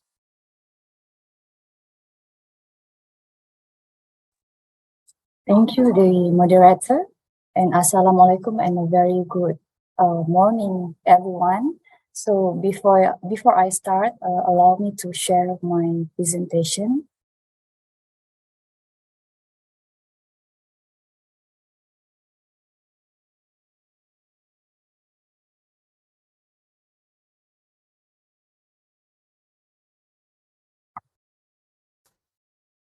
Right, so in this presentation, I would like to share on the government file classification system in Malaysia. So I believe that some of you might have used a file classification system in your organization, or maybe you are still in the planning stage to implement the file classification system. So file classification system is one of the essential elements in the records management beside of the records disposal schedule and electronic records management system, as what has been shared by the previous presenter. So as for my topic today, I will be more focusing on the government file classification that's implemented in Malaysia. So these are the topics that I will cover throughout the presentation. I will be sharing on the introduction about the file classification, what is exactly file classification system, and then types of file classification system and the use of file classification system in the government, particularly in Malaysia. And then also what is the process involved in development of the file classification system. And also at my last presentation, I also will highlight some of the points related to the role and the responsibility of the public office involved in developing the file classification system from the first stage until the approval of the file classification system. So these are the topic that I will be covering today. So this is the guidebook that was published by the National Archives of Malaysia in 2012. So this is a public office file classification development guide, also known as Panduan Pembangunan Klasifikasi File Pejabat Awam. So this guidebook has been used widely by the public office in Malaysia as a reference to develop their file classification system. And also this guidebook is available through the online, and you can always go to our official website and to download this guidebook. So also the topic that I will be covering today, also you can read it from this guidebook as well. All right, so we start with the definition. So as the introduction to my slide. So according to the Public Office File Classification Development Guide, file classification can be defined as the process of logically identifying and grouping information into similar categories group, where each category groups of records can be identified by its own identity. So what can we understand from this definition is like classification is the process where we put things together, record that share a similar category, sharing a common characteristic. So we put all these things together in one group. So meaning that at the first place, we need to identify what is the types of records that we have, analyze it, and then we group them together to form a classification. Okay, so there are few reference materials related to the file classification development in Malaysia. So maybe some of the reference tools, maybe you have read it before. Okay, so the first one is the National Archive Act 2003, Act 629. So the National Archive Act is a mandate to the National Archives of Malaysia to manage the government records in public office from the creation to the disposal stage. So under the Section 7, under the function of the Director General, it is our responsibility to establish a standard procedure, a standard and a procedure for the improvement of public records and archive management program. So we in NAM, we are ready to assist any ministries, department, and public agencies in preparing the file classification system. This is to ensure that the filing system and the record classification system generated by the organization are according to the standard and according to the procedure that we have implemented. All right. So the second one is the Human Resource Service Circular, the Office Management Guide version 1 in 2002. It has been mentioned in item 7.2, the classification file, where the use of file classification based on function across the public sector has been informed through this circular letter, Human Resource Service Circular Office Management Guide. And the development of this file classification enable uniformity and also coordination in systematic and efficient management of government records, and also facilitating the accurate, the timely access to the information, and also to improve the delivery in the government service. So 1, 2. And the third one also, we have published a guideline related to the file classification system. Okay, I only list 2 here, but apart from here, we only have we also have other example.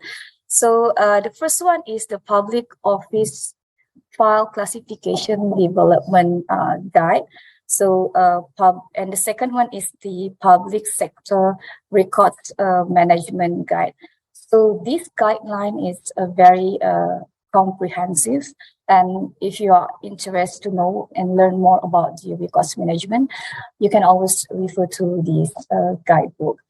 Right. So and the fourth one is the Malaysia Standard, MS ISO 15089 stage 1 version 2020. So in National Archives of Malaysia, we have the development of file classification system based on function in compliance with the requirement of the Malaysia Standard. So from this standard, we'll have the file classification system create the record as it can be used as a valid evidence that show the content, the structure, and also the context of the creation. So it was given prominence by the international standard ISO 15489. So according to this ISO, the function-based classification has been strongly promoted. Okay, so next slide will be sharing about the objective of file classification system. So what is the objective of implementing the file classification system, specifically in the public office in Malaysia? So the first one is to establish the uniformity. So it is very important to establish the uniformity of file classification in Malaysia, particularly in public sector, and to help to create the records that can be used as an authentic evidence.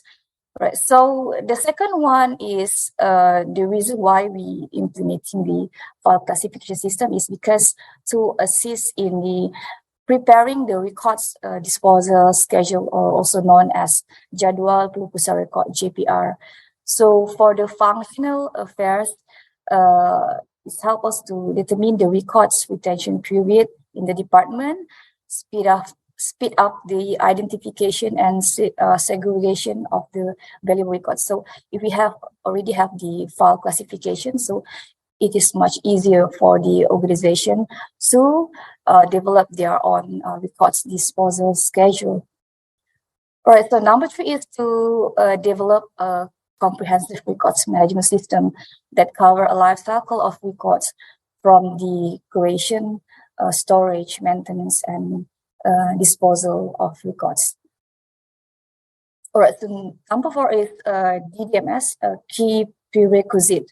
So I believe that you have already heard about the implementation DDMS in Malaysia that being presented by the previous presenter. So DDMS stands for Digital Document Management System. So for this topic, it's been discussed before. So for your information, a file classification is one of the key prerequisite before the government agency can implement the file classification, before they can implement the DDMS, right? And the fourth point is sharing information, and the last one is 3R, right file, right person, and right time. So we are doing a classification to ensure that we can supply the right file to the right person at the right time and at the least possible cost. So this is the objective. Okay, so let's have a look on the file classification system type. So, so choosing the best filing system will actually depend on the number of factors, such as the size of the organization, the range of its business, and the quantity of the file that created by the organization. So there are 5 different types of file classification here. So the first one is file classification according to the structure. So normally, when the organization choose to have a file classification system according to structure, they will arrange their records according to the name of the department, name of the unit, name of the branch, and so on, because they will follow the structure in the organization. And the second one is alphabetical. So it's quite familiar, famous, yeah, because most of organizations use this kind of file classification. So alphabetical classification system, normally they will arrange according to name of person, place of institution, and also and so on. So for example, here you can see the example: A is for asset, B is for bill, C is for cadangan, D for dasar. So they will arrange according to the alphabetical order.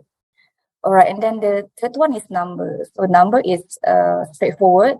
Normally they will use a running number. So whatever comes first, so they will use the number to create the classification code.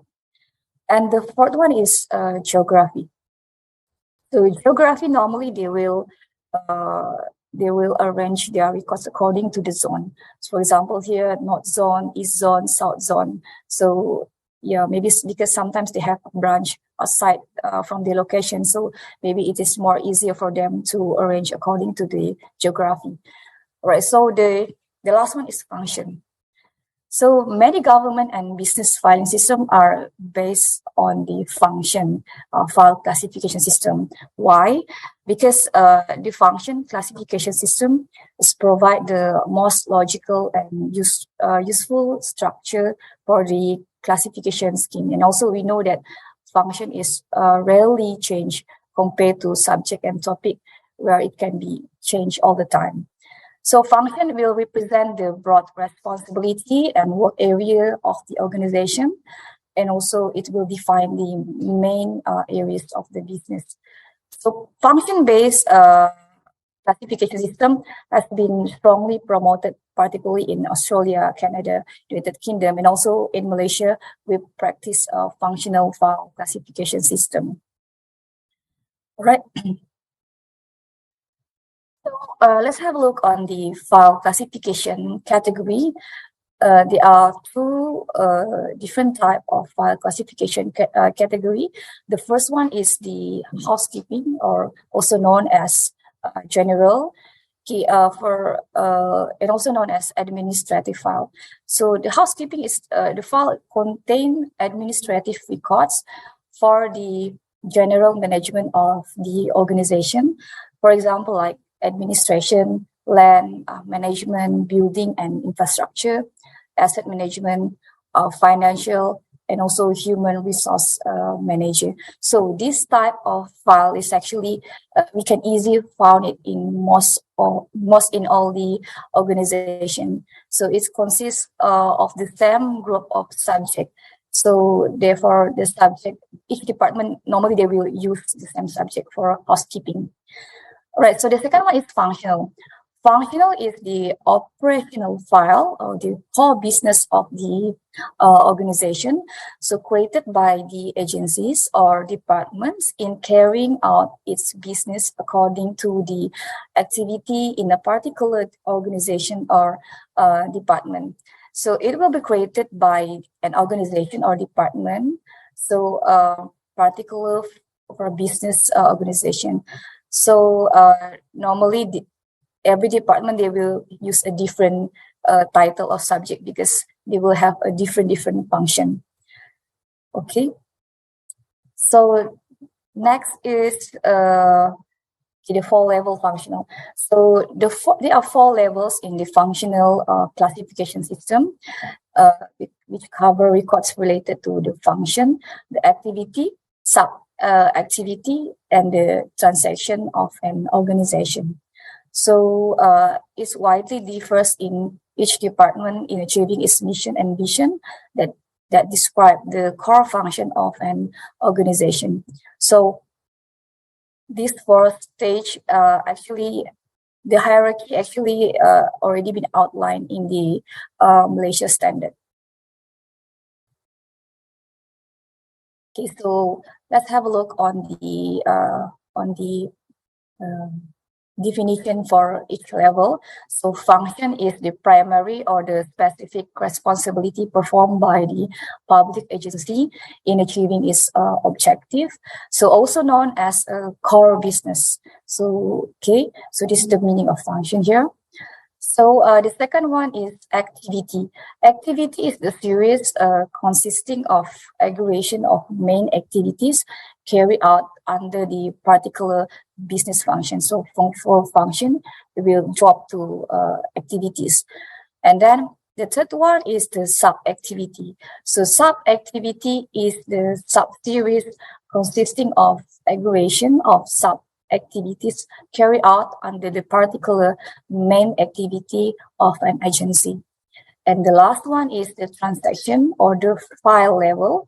It is the aggregation of file with individual records and may be subdivided into a volume.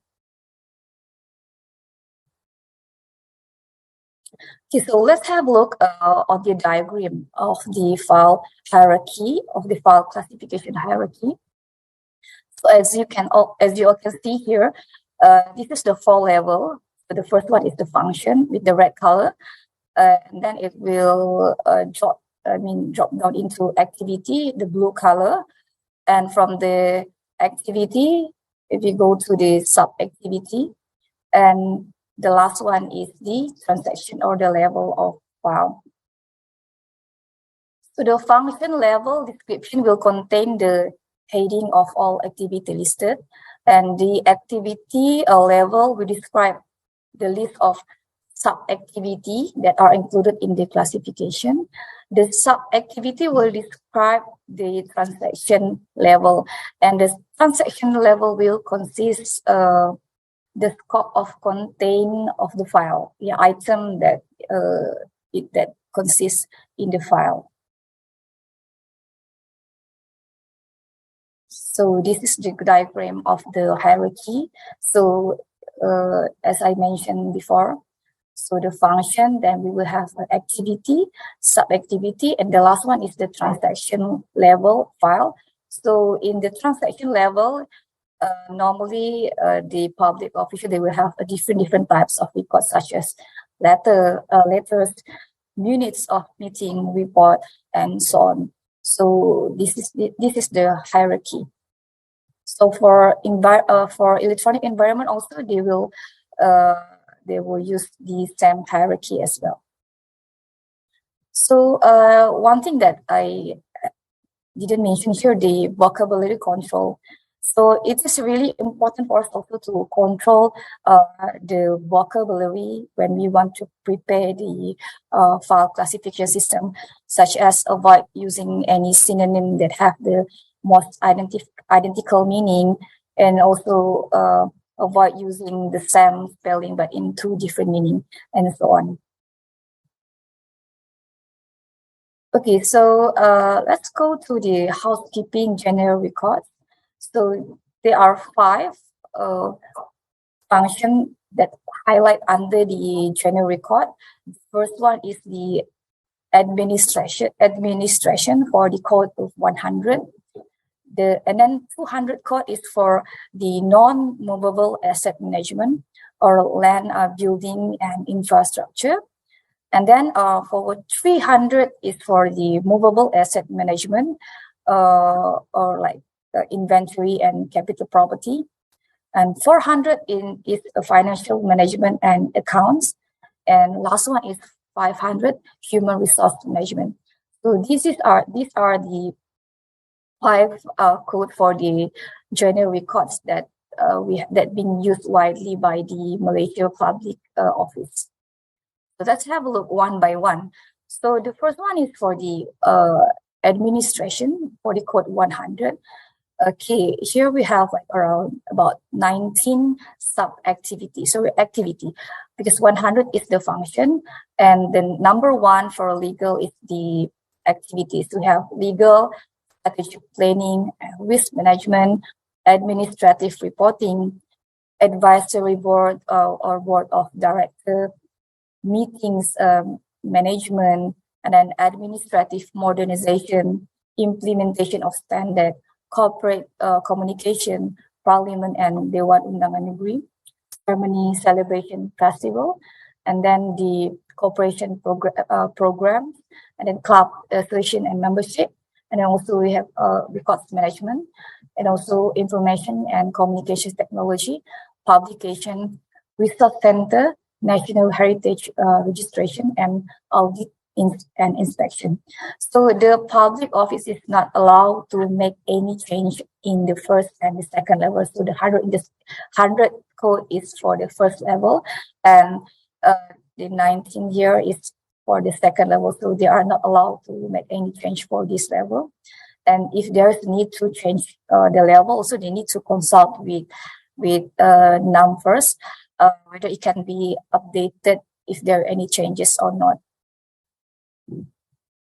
Right, so for the 200 code is for the non-movable asset management. So non-movable asset management such as buildings and land, something that is permanent and cannot be moved. So records are like non-movable asset management, land acquisition, release and repurpose, and then a construction, acquisition and demolition of building, office space, and the rental, reservation space or facility, and security of land, building, and infrastructure. And number 6 is physical monitoring. And number 7 is service and maintenance. And number 8 is infrastructure, construction, and renovation. And number 9 is the government house management or quarters management. So these are 9 activity that under the code of 200. All right, so under the 300, it's specifically for the movable asset management. So we have 6 activity under this code, which are the first one is the governance of the movable asset. And then Number 2 is the movable asset management. So number 3 is the store and stock management. So number 4 is the vehicle management. So number 5 is the asset management tangible, and number 6 is the asset management intangible. So for number 5, asset management tangible is for the acceptance and registration of assets that are living, such as living plants and animal. Right. So meanwhile, for number 6 is an intangible asset, is an asset that is not physical in nature. For example, the brand recognition and intellectual property such as patent, trademark. So this is the example.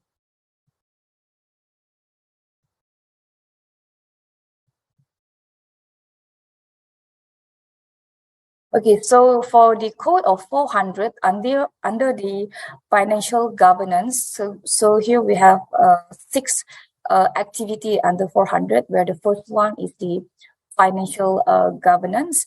For example, the financial monitoring management, and then for number 2 is finance, something related to the budget, and number 3 is for the accounts.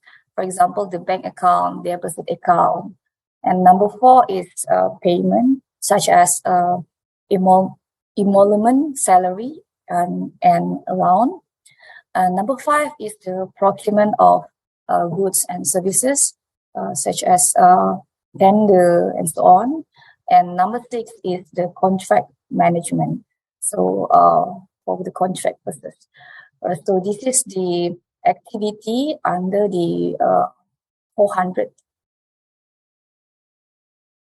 Okay, so the last one is the code 500 for the under the human resource management.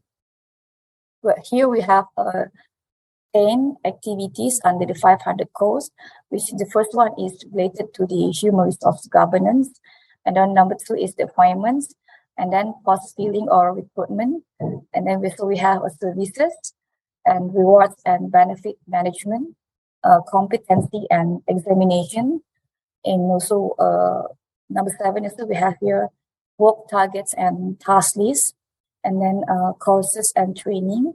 So and then employee relation and welfare, and also the last one is the personal file for the individual file. So there are 10 activities that falls under the code 500. Okay, so next I will be explaining about the classification code. So the classification scheme also normally provide rules by which each file or documents is giving a unique reference code. This is also known as coding.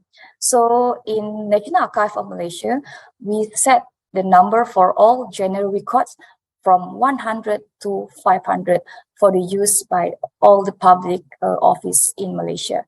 So we already fixed the number for 100 and from 100 to 500. Meanwhile, for the code 600 and above will be used by the functional records. So each function, activity, and sub-activity and transaction organized by the organization must approve by the National Archives of Malaysia. So this is the number. So I will explain more on my next slide. So this is the example of this is the example of the file classification code, where the file classification code consists of the public office abbreviation and code number. So for example, here we have like example archive .100 and then -1/1/1, and then example the second example is JTK .600-1-1. So archive is stand for Archive Negara Malaysia or National Archives of Malaysia, while JTK is stand for the Jabatan Tenaga Kerja. So this public office abbreviation it must generate it must unique and cannot be the same like the other agency. So in NAM, we have a list of the abbreviation for the public office to ensure that they have used the different abbreviation. So this abbreviation also in a capital letter. So example of the classification code. So here I have two different example. The first one example for the centralized registry. So I believe that maybe some of you have already know what is the centralized registry. So a centralized registry means that record is centered in one place, which all the physical document are located in one location only. So unlike the decentralized, maybe the records is created by the different department and located in the different location. So the example here, if you are using the centralized registry, meaning that if you are locating all the records in one place, so this is the example where you can use straight away the abbreviation here and the coding. Meanwhile, if you are using a decentralized registry, so you need to add the department abbreviation after the public agency. So for example, the Archive is the public agency name, followed by the department abbreviation. BPA stand for Bagian Pentadbiran Archive, for example. So these are the two examples of the classification code for the centralized registry and decentralized registry. Right, so meanwhile, the example for the classification code. So we are only the public agency, they always need to refer to the Malaysia Office of the Chief Government Security Office, and then also need to follow the Official Secret Act for the classified record. In now, we just only provide the guideline regarding the classification code.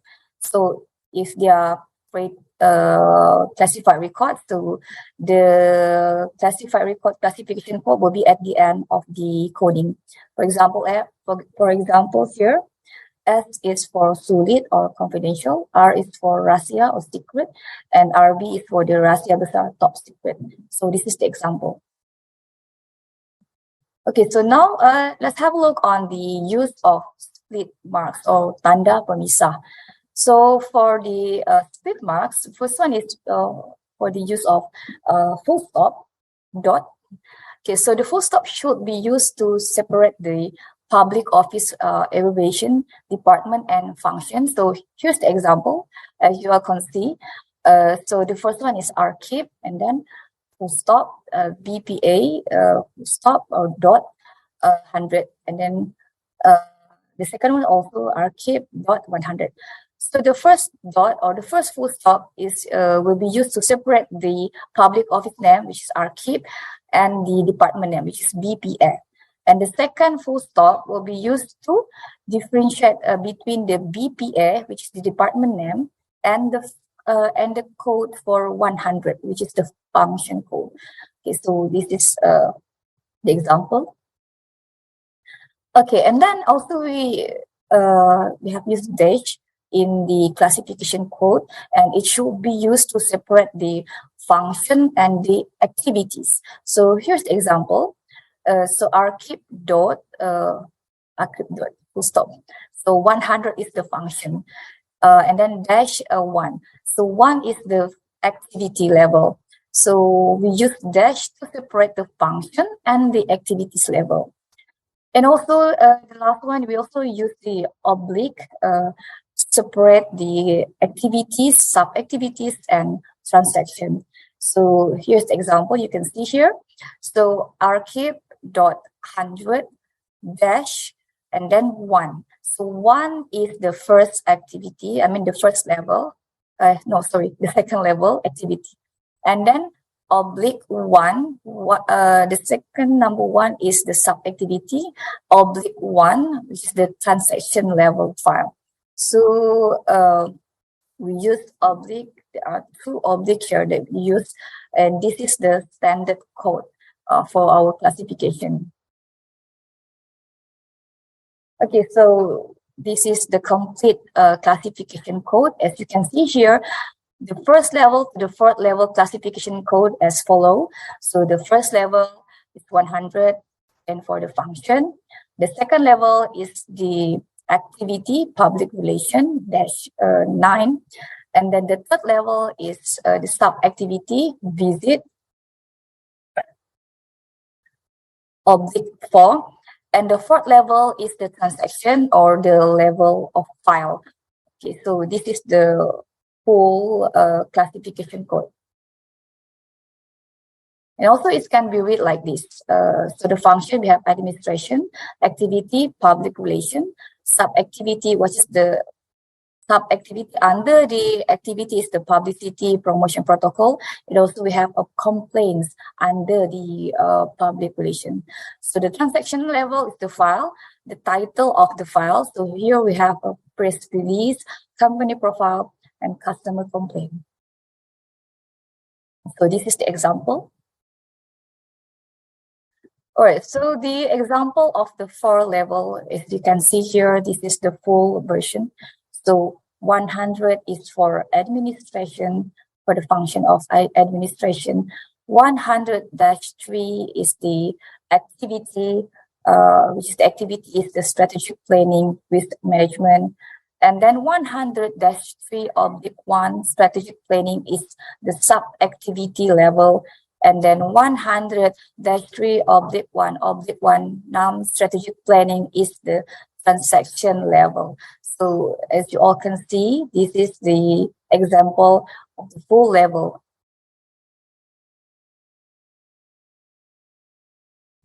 All right, so this is the description template that the public office needs to complete and submit to the National Archives of Malaysia. So the description must be complete and details in each level, providing the brief information of the function, the activity, the sub-activity, and also the transaction to make it easier for the staff to do the filing process. So as you all can see here, the description for the functional level in red color, it will consist of all the activity listed in the second level, which is in blue color. So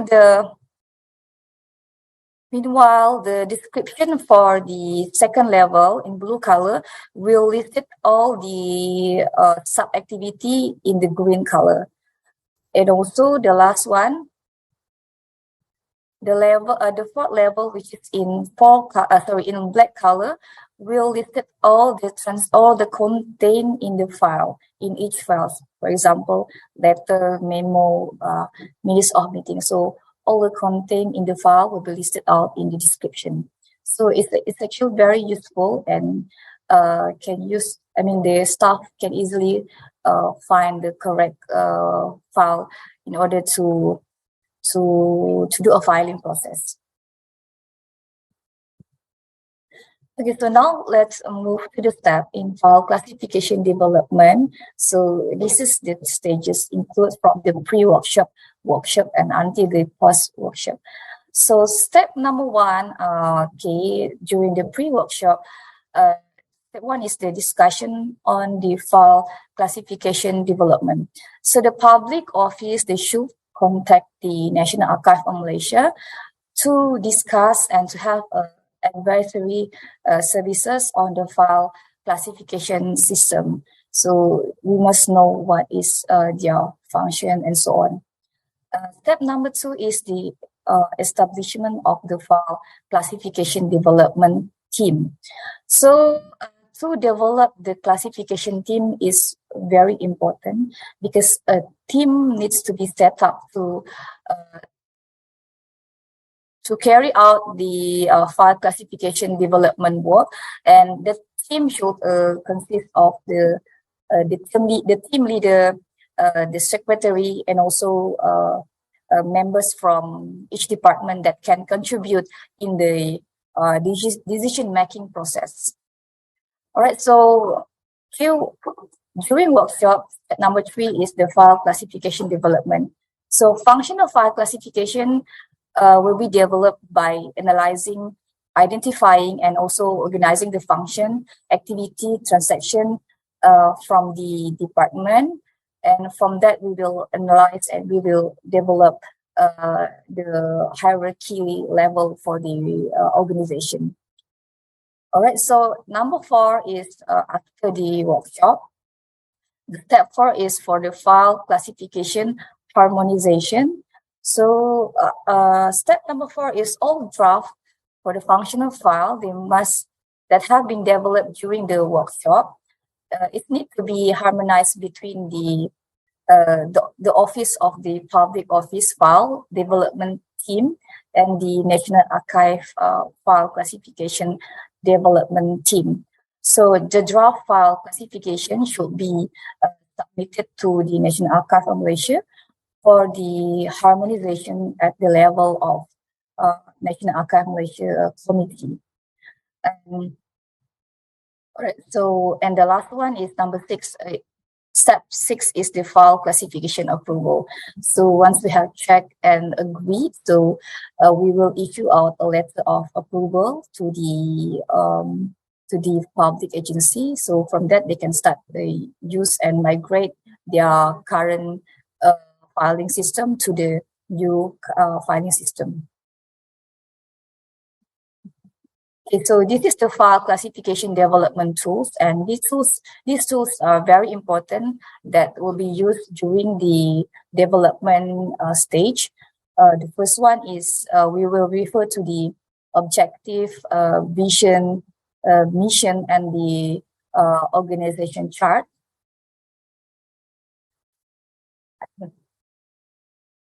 And the second one is the functional chart. So we will also analyze the functional chart. What is the function, the function for each department in the organization.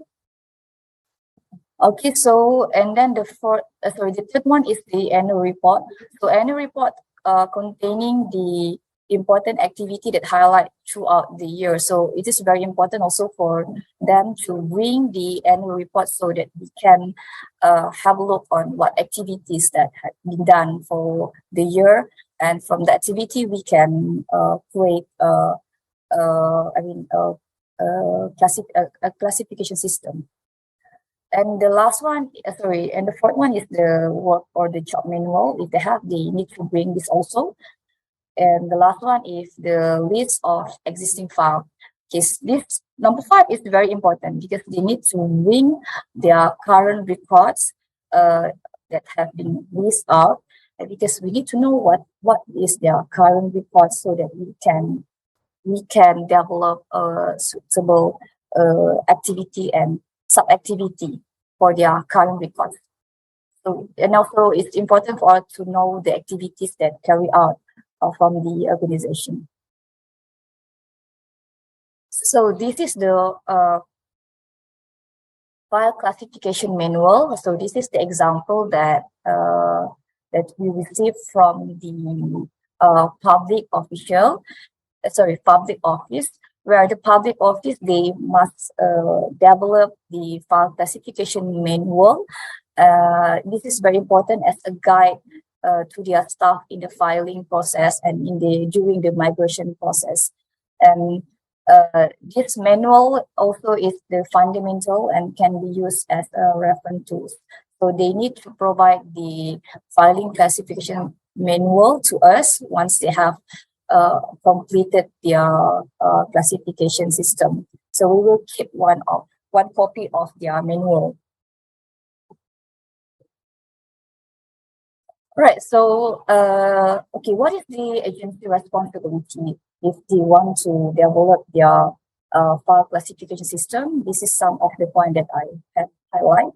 For example, the first one is the formation of the file classification development team. So a team needs to be formed, and they must have the team leader, the secretary, the team members that well versed about the organization records and able to make a decision. So this is very important because if the right person is not coming during the workshop, then sometimes it will become harder for us to get the decision during the workshop, and they need to check back to their bosses and they need to get back to us. So it will take a long time. So number 2 is coordinate the draft classification in the agency.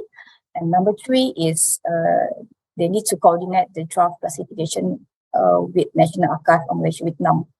So all draft for the functional file that have been developed during the workshop, we have the first draft, okay, during the workshop. So they need to harmonize between the public office file classification development team and the NAM file classification development team. And then number 4 is to present the final draft to the top management. Yeah, this point is very important because, as I mentioned, sometimes during the workshop, the top management, they are not coming. So it's quite challenges for us also. So if in the event that the top management is not involved at the workshop, so we will need the secretariat to present the final draft to their top management first, get the approval and make sure all the details has been decided from their end. So before they pass to National Archive. Number 5 is forward the final draft to the National Archive. Okay, so when we receive the final draft, so from our end also we will need to present to the committee before we can approve their draft.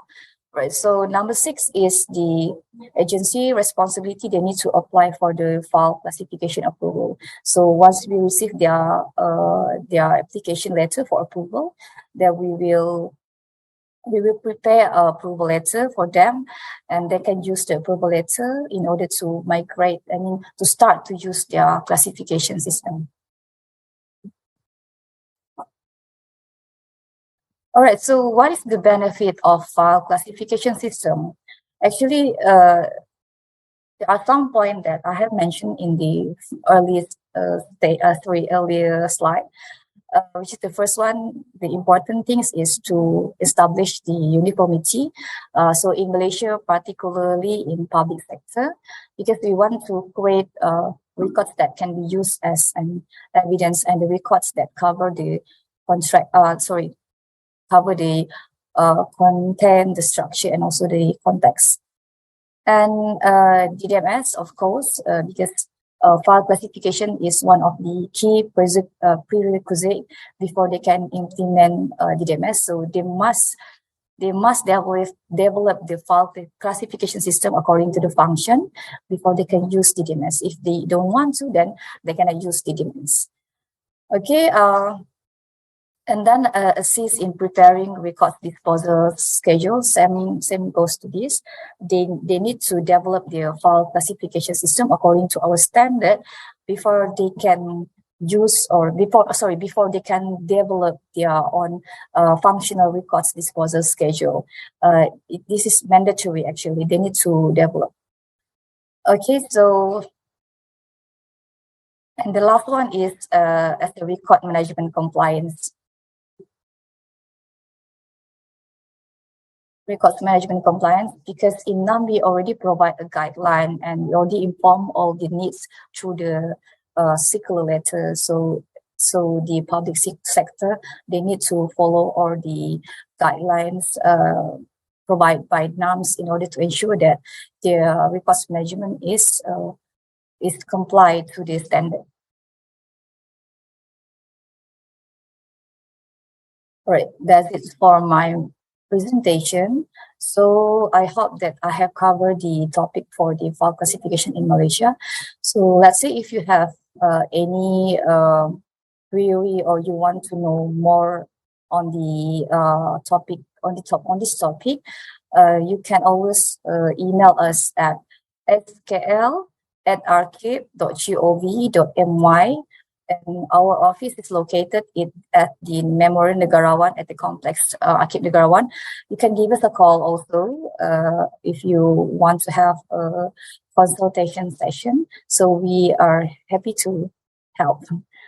All right, so that's all from me. So I'll pass to the moderator. Thank you for listening.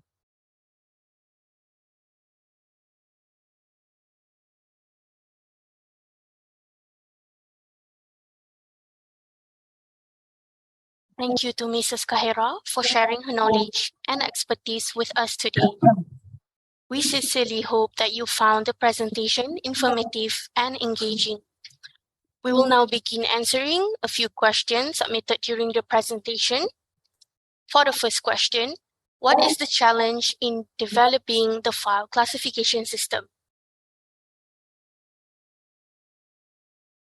All right, so thank you, moderator. So the first one is the challenge in developing the file classification system.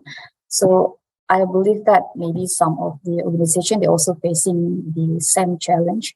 I mean, the archive from the different country. So one of the challenge that we always facing is to get the commitment from the top management.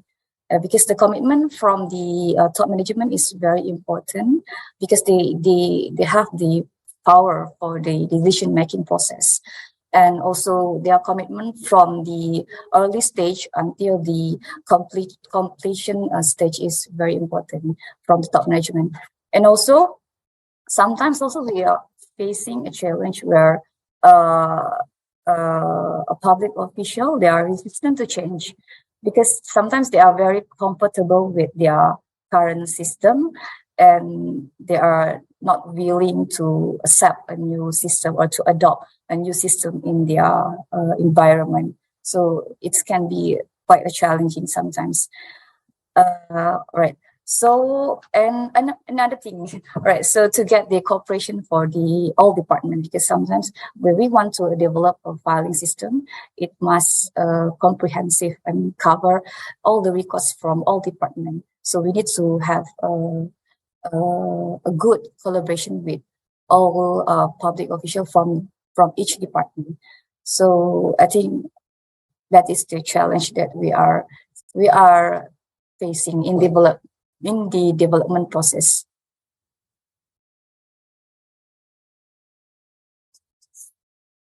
Okay, for the second question, how do you create an awareness to the public office to use the file classification system? Sorry, what was the question again? Okay, for the second question, how do you create an awareness to the public office to use the file classification system? I see. Okay, to create the open. Okay, so to answer this question, okay, so as I mentioned in our slide, in my slide presentation, the need for the government office to develop the functional file classification system, we have informed through the Human Resource Service Circular Office Management Guide. So this is one of the source of power to make sure that all the government agency must follow the standard in developing their functional classification system. And apart from that, we also provide training to the public official that related to the file classification system. And in our training module, we have included the classification system so that they can know what is the standard and the procedure.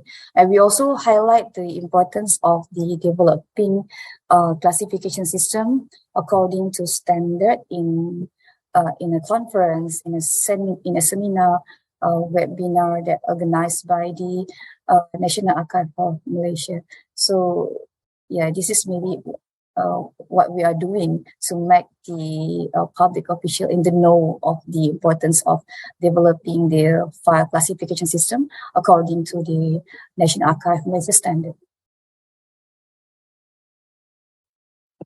Okay, next question. How do you control the vocabulary in preparing the file classification?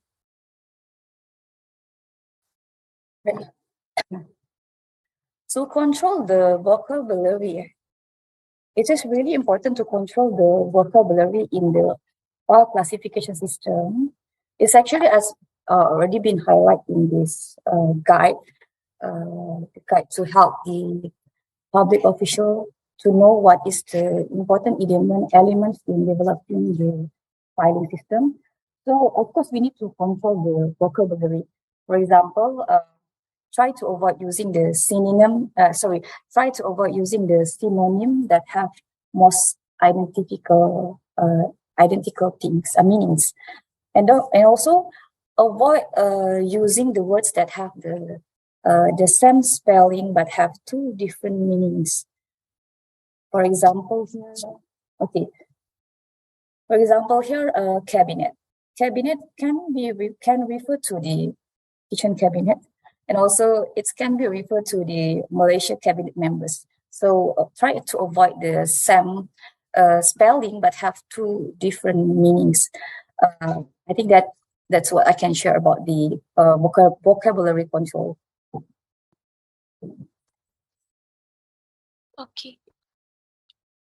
Okay, so we will take one last question. With the rise of non-hierarchical filing systems and the popularity of tags or other types of document management systems where search engines are more powerful, how does NAM continue to advocate for a file classification plan that is more suited for paper filing than electronic systems? Okay, so as I mentioned in I think the question is quite long, so I try to understand the question first. Okay, as I mentioned in my slide, so in order for the public office, if they want to implement the electronic system, they must have they must develop their conventional filing classification first. And for the search engine are more powerful, yes, it can be true. And that should be no problem, because if you implement, if you using electronic systems such as DDMS, then you can always search the keywords, the title, subject in the search engine. Okay. I hope I answered the question. Yeah, that's from my point of view. Thank you for the question. Okay, so with the last question answered, we can now conclude today's session. So I would like to express our heartfelt gratitude to our esteemed presenters, Mrs. Jamilah Jamal, Mrs. Nurul Huda Abdullah, and Mrs. Qahera Alian, for sharing their knowledge and expertise with us. We sincerely hope that you found each session educational and engaging. We hope that their presentation will help you understand the role of the National Archives of Malaysia in ensuring that good governance of government records is maintained and practiced well in Malaysia. Last but not least, to our audience, please note that another session on the theme of sharing best practices in National Archives of Malaysia will be held on the 15th June, Thursday, at 9:30 a.m. Malaysian time. The link to the Zoom webinar will be the same as today's link. We will also provide e-certificates for those who attend Thursday's session. With that, thank you for joining us. We look forward to having you join us again for Thursday's session. Have a great day ahead, and Assalamualaikum warahmatullahi wabarakatuh.